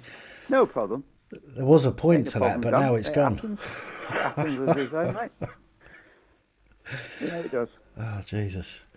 But no, this whole thing is just a complete and utter mess. Again, Oh, something. yeah. It ain't going to get any better. I mean, the only way this will end is when we end it by saying no more, when we stop complying.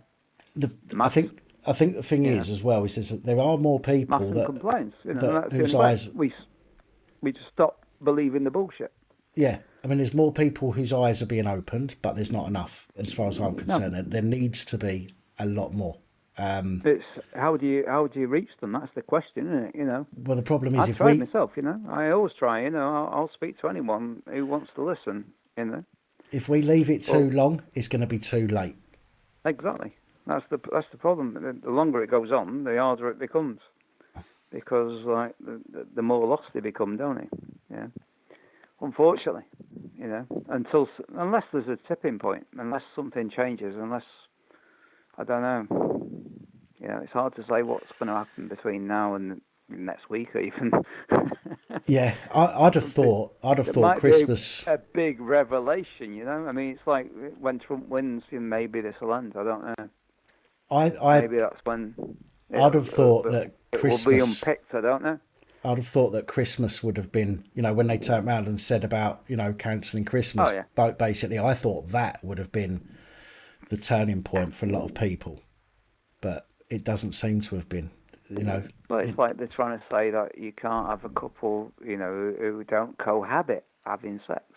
I'm sorry, but if I had a bird who lived with a mum, I'd be phoning her tomorrow and every day of the week. I don't give a fuck about no stupid restrictions. Didn't stop me.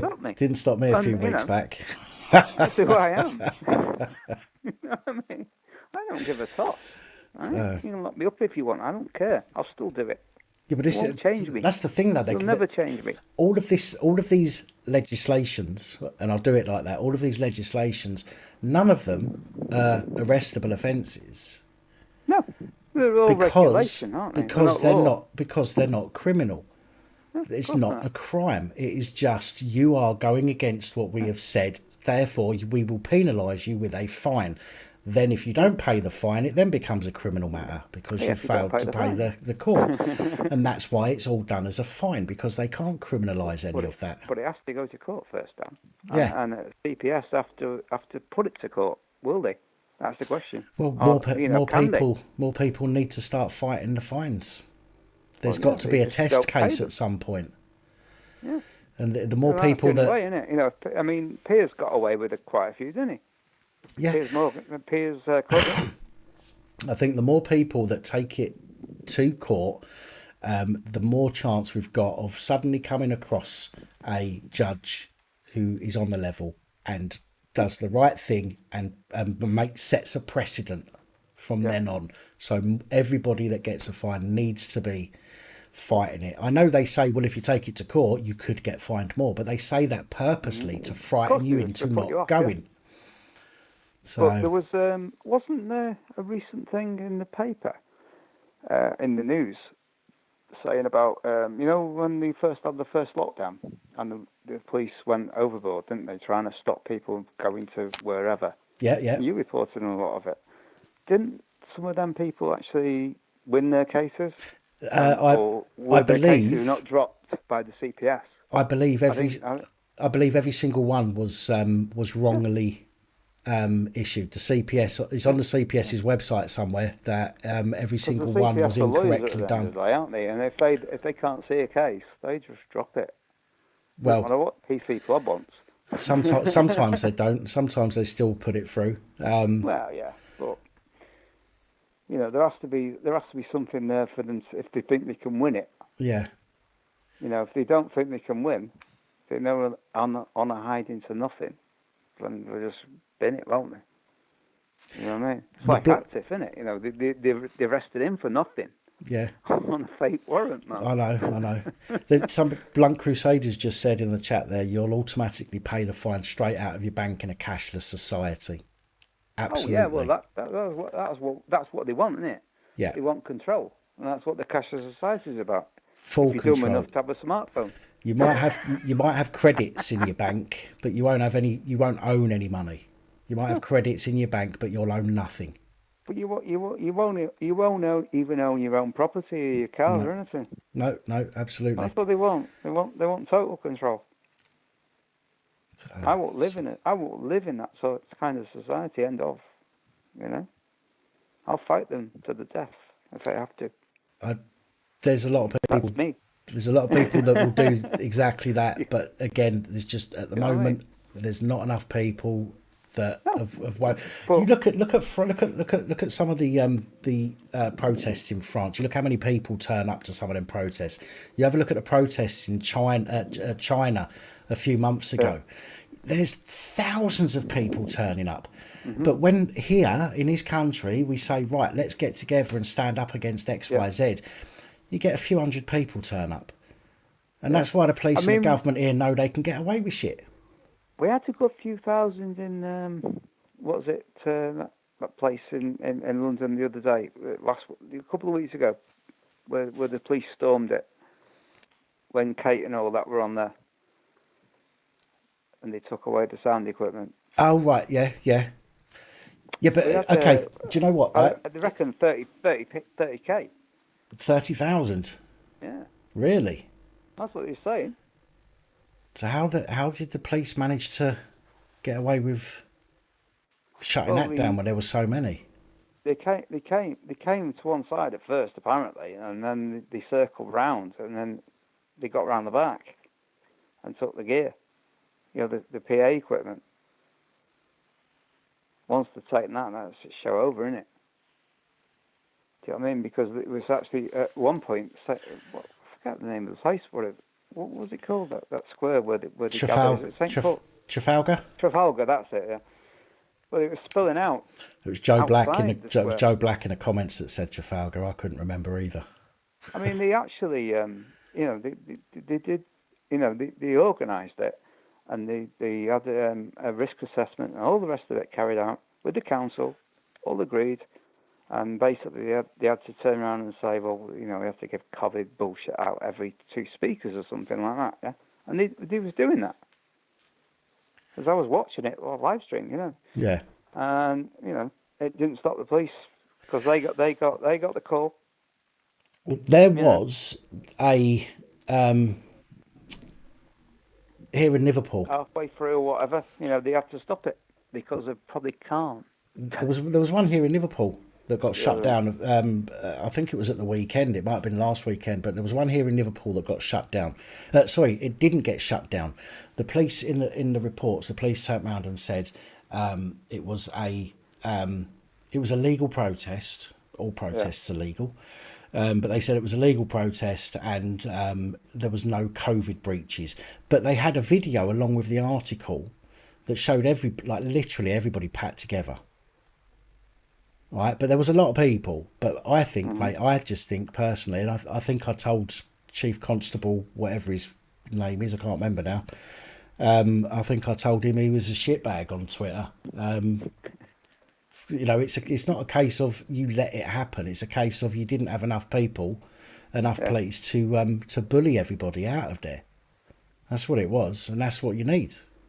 Mm-hmm. There's going to be a time when the police are going to turn up and there's going to be 20, 30, 40 to 1.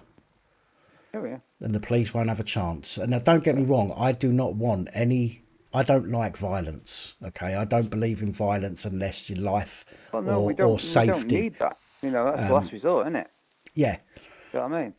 But it needs to be the police. We shouldn't need to be violent towards it, We should just have to stop compliance. That's not being violent, Well, this is why when I see a lot of protests and I see the police getting ready to run, and everybody starts fronting the police, or lots of people will start fronting the police, and I think to myself, why are you doing that? If everybody just sits down, and just dead weight, and just make things as difficult as possible, Okay, you don't need to fight back. That way, if you do get injured, which obviously I don't want to see anyone get injured, but if you do get injured but nobody fights back, then the police are buggered. You think of the amount of lawsuits. You think about the coverage. Do you know what I mean? All these people that got dragged out, they did nothing. All they'd done was sat down. The police went mad, and these people got injured and all the rest of it. The police don't want that kind of publicity. Would there be that publicity though? That's the thing. Well, there would now, because there's more and more independent journalists and channels that are presenting this kind of stuff, and some of the channels there have is got. From our side, but I mean, from the mainstream side, there's no journalists, is there?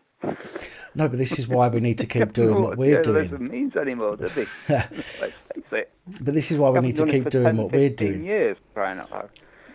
You see, when you see a video in the newspaper, they cherry pick parts of somebody's video, It's a narrative, isn't it? Which is why we need to make sure that when we are involved in something, we need to film all of it, not just bits, but all of it, because that way, when something's cherry picked by the police or the newspapers, and you've then got the entire footage that people can then come and find. It's like that's why Tommy and all the others live stream it, isn't it?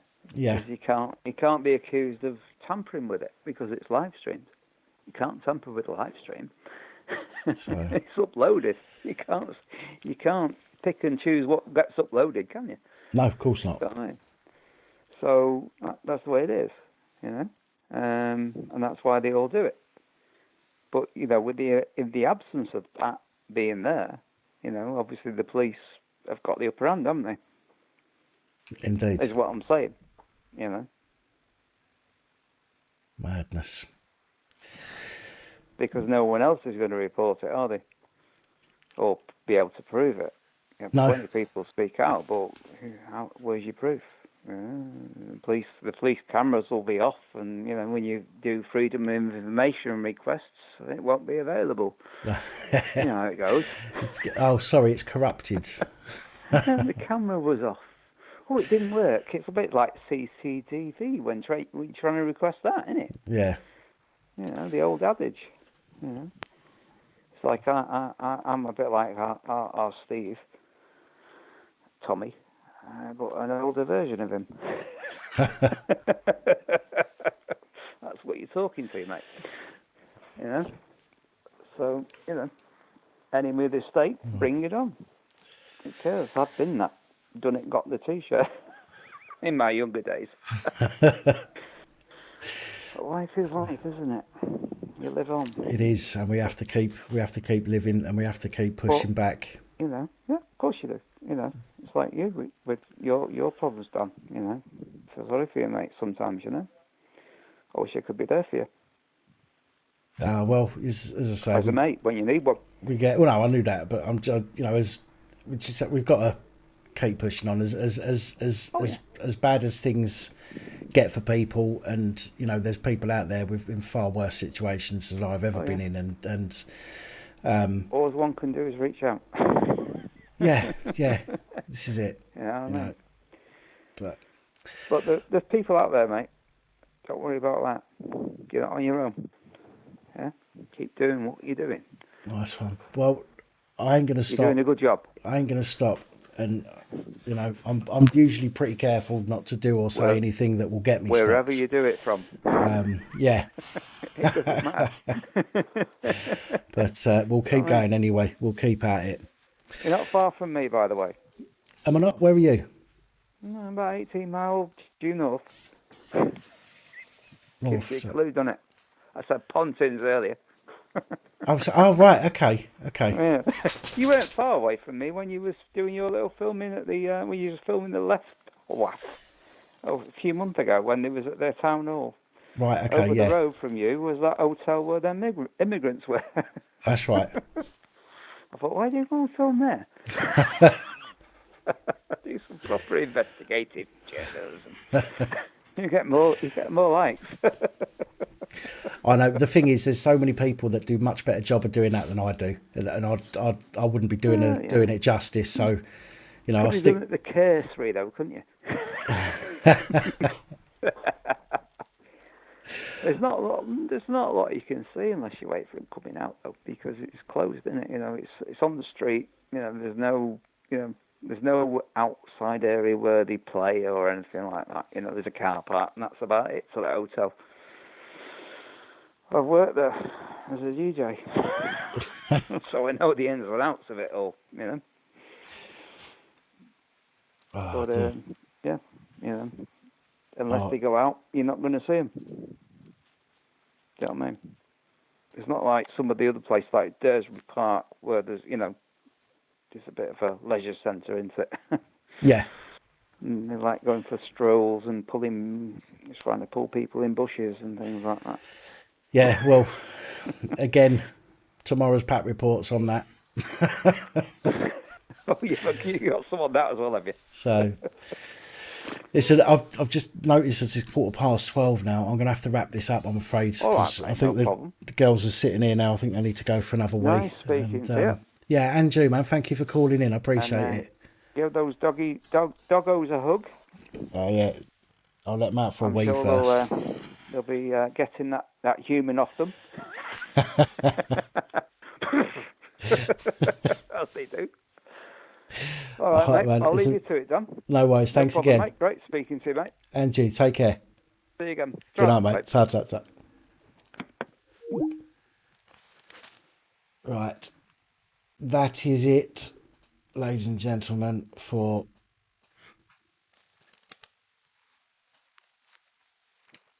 calls. Oh my God, my ears are so hot. Lucifer, am I not doing any bloopers? No, I think I'm just getting a bit better at it. I think if there's any bloopers, I very rarely cut them out. I might cut out some ums and ahs where I'm trying to remember something, but if it's a genuine blooper that might be of amusing value, then I'll leave it in. Blunt Crusader, nice helmet. Oh, thank you. Yeah, I've seen a few Riot helmets on eBay. This one I bought, came today actually, genuine Essex police one. I had to get an Essex one because it's focus. Are you focused? I had to get an Essex police one because I'm from Essex, so it just made a bit of sense for me to get the Essex one.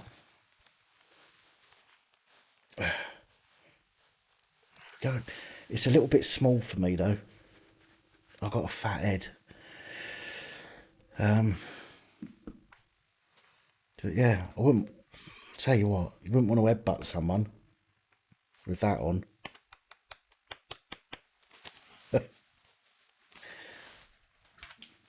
No, get down, please. Get down.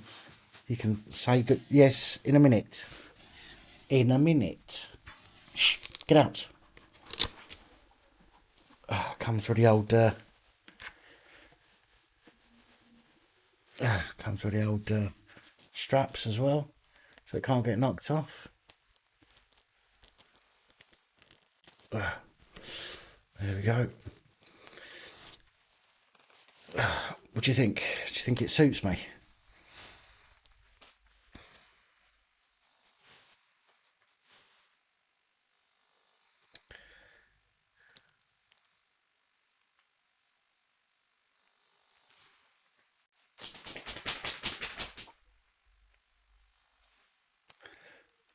Molly, that's uncalled for. I thought I'd look a bit more like a penis with a helmet. You should see me in the rest of my uniform. Oh, shouldn't have told you that.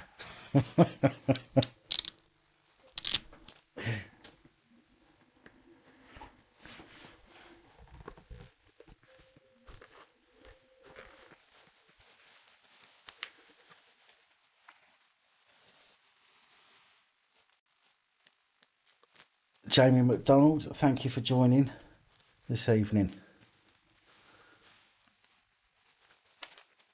Appreciate your time spent on here today.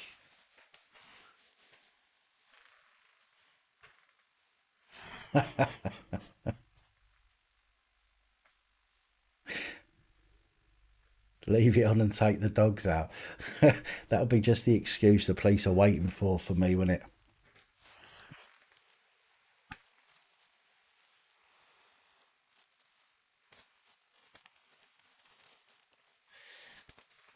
Right. I'm going to have a quick smoke and then I'm going to wrap this up for the night, folks, because it is getting late.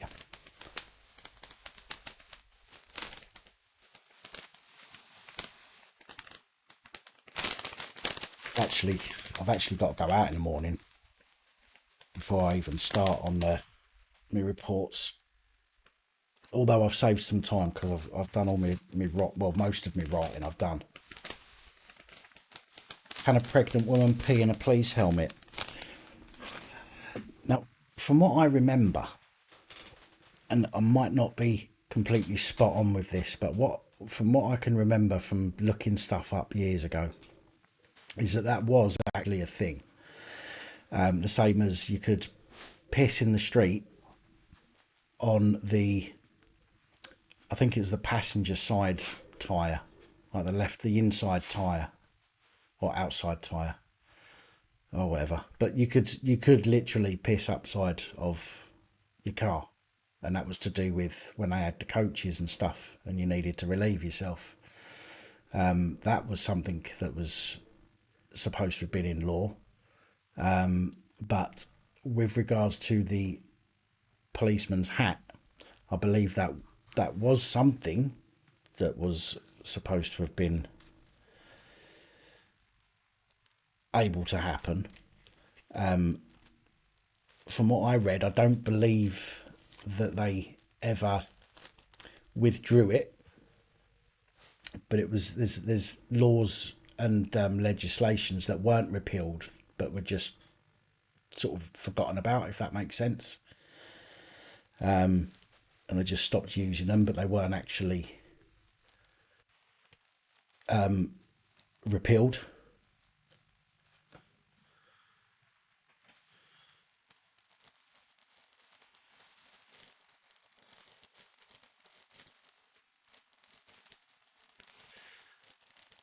Well, I'd rather look like a twat waffle, and I'm glad nobody's called me a blue waffle.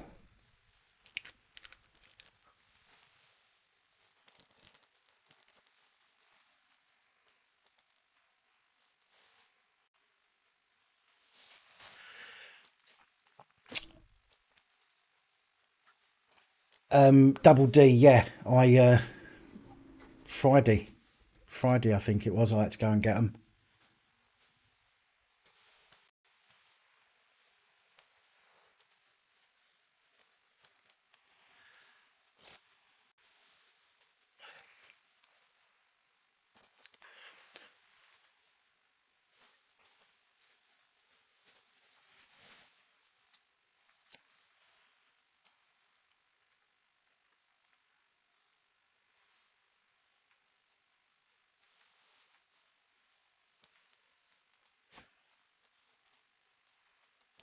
Oh, one last, well, not one last thing, but one thing, folks. Anybody who's still on here that's ordered PAP cards or face masks, and you was waiting for the leaflets again, I can show you the message that I had from him. Let me find it and I'll read it out.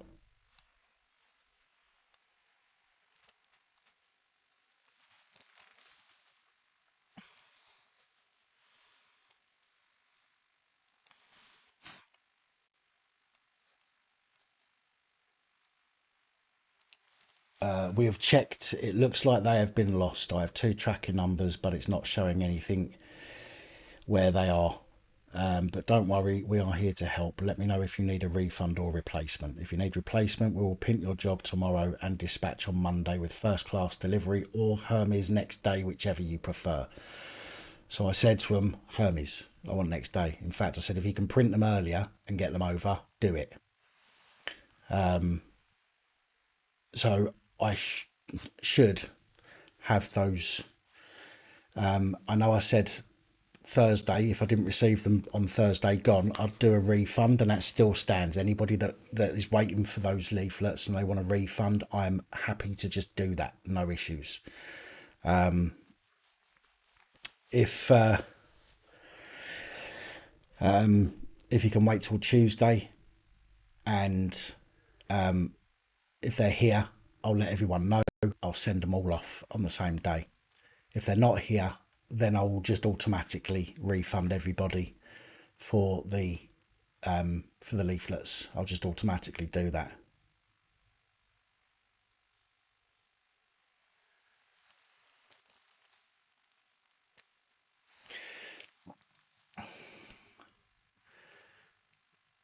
Yeah, Jay, I only smoke after sex at all.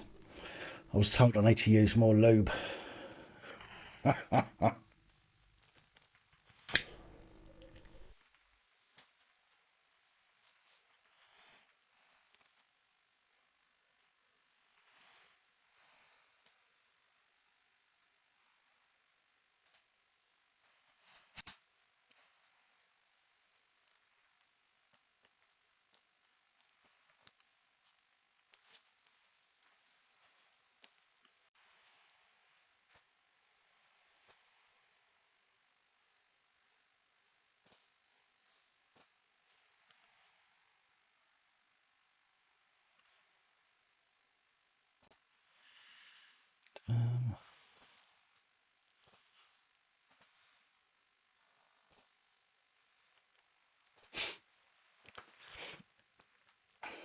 And a pound of mince to fill the gap.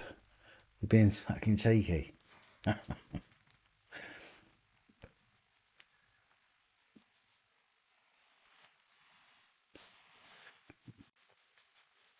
Tom, you've got until I've smoked this, and then I'm gone.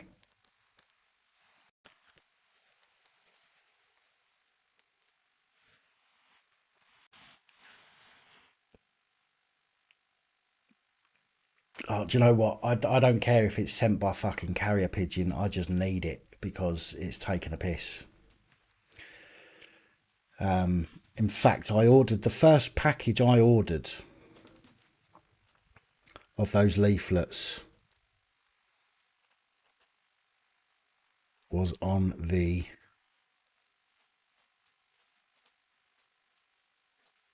3rd of October. The 3rd of October, I ordered the first ones. Yeah. Second ones I ordered on the second bunch I ordered on the 5th. And I'm still fucking waiting. Do you know what I mean? It's ridiculous.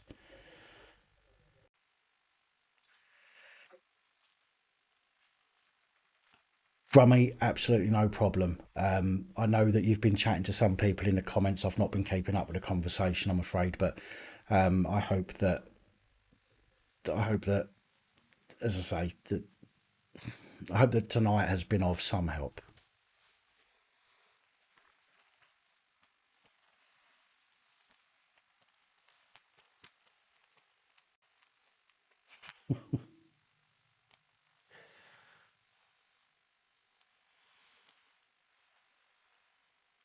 Good night, Psychos, missus. Thank you for joining us again. Much appreciated.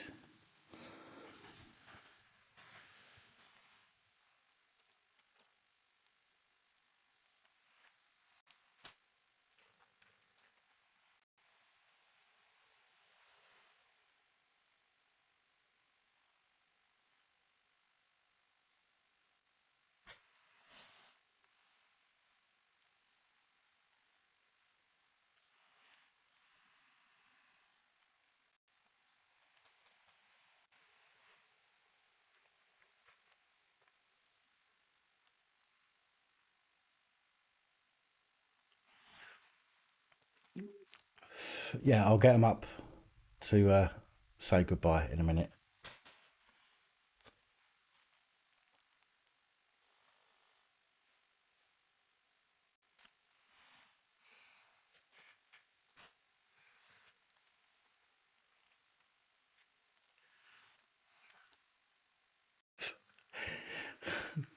You take it easy, Roger.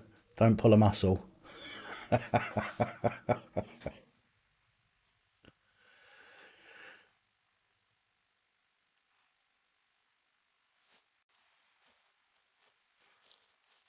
Take it easy, Charlie.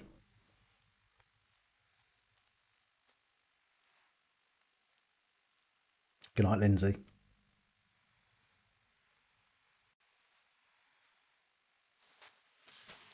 Right, move. You can't sit there because you're sitting under the wheels.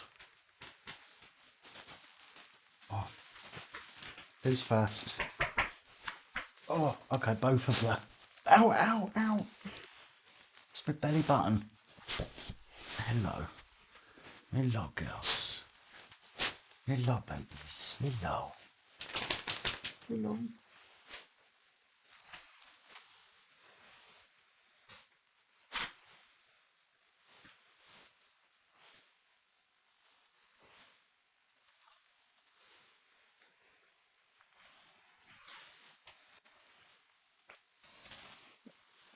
Oh, good night, Ian. You have to stretch on me like that. It hurts.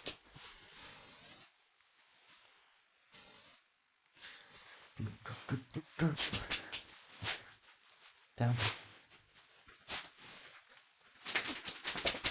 All right, fatty. Oh. Fatty. Yeah. Oh, yeah.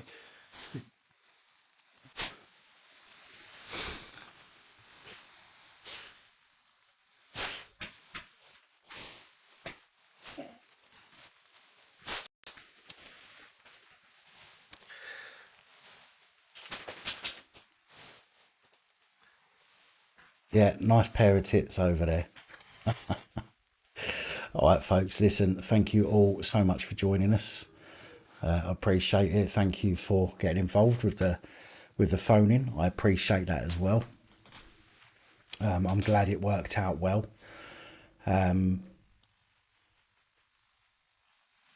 Brummy, remember what we've said. Speaking to me and the rest in the chat. There are people that are more than willing to help when they can. So, and remember what I said as well. Okay, your nan, guaranteed, is grateful that she was in hospital. Okay.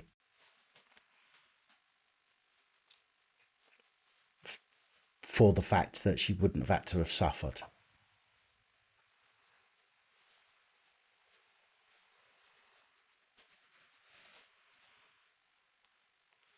Well, Brummy, every time you feel the need for a drink, why don't you reach out to somebody and let them take your mind off it?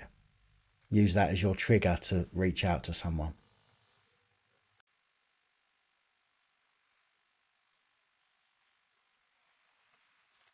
Thank you, Double D.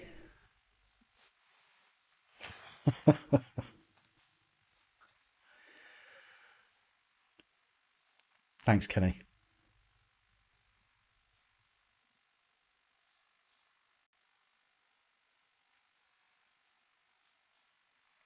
Lucifer, you look after yourself, mate.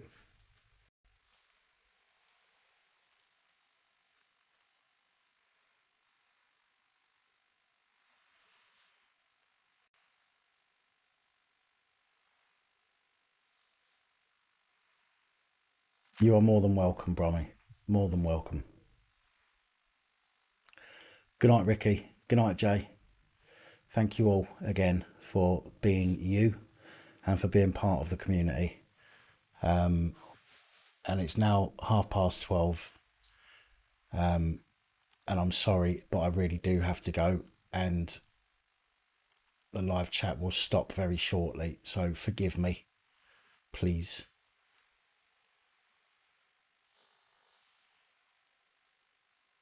Good night, Alex. Good night, Edward. Thank you, Phil. Good night.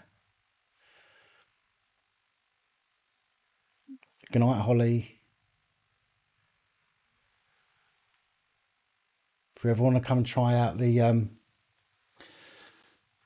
new helmet, just let me know.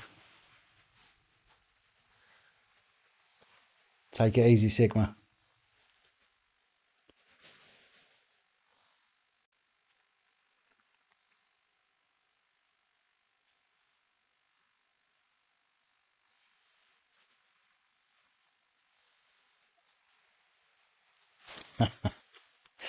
We might have to come down to Essex. It depends. Depends how quickly you want to get your hands on the helmet. So, right, guys, that's definitely it. Thank you again. Stay safe. Look after each other. Film the police. Film other officials. And especially film those tosspots who approach you because you're not wearing a mask. Good night, all.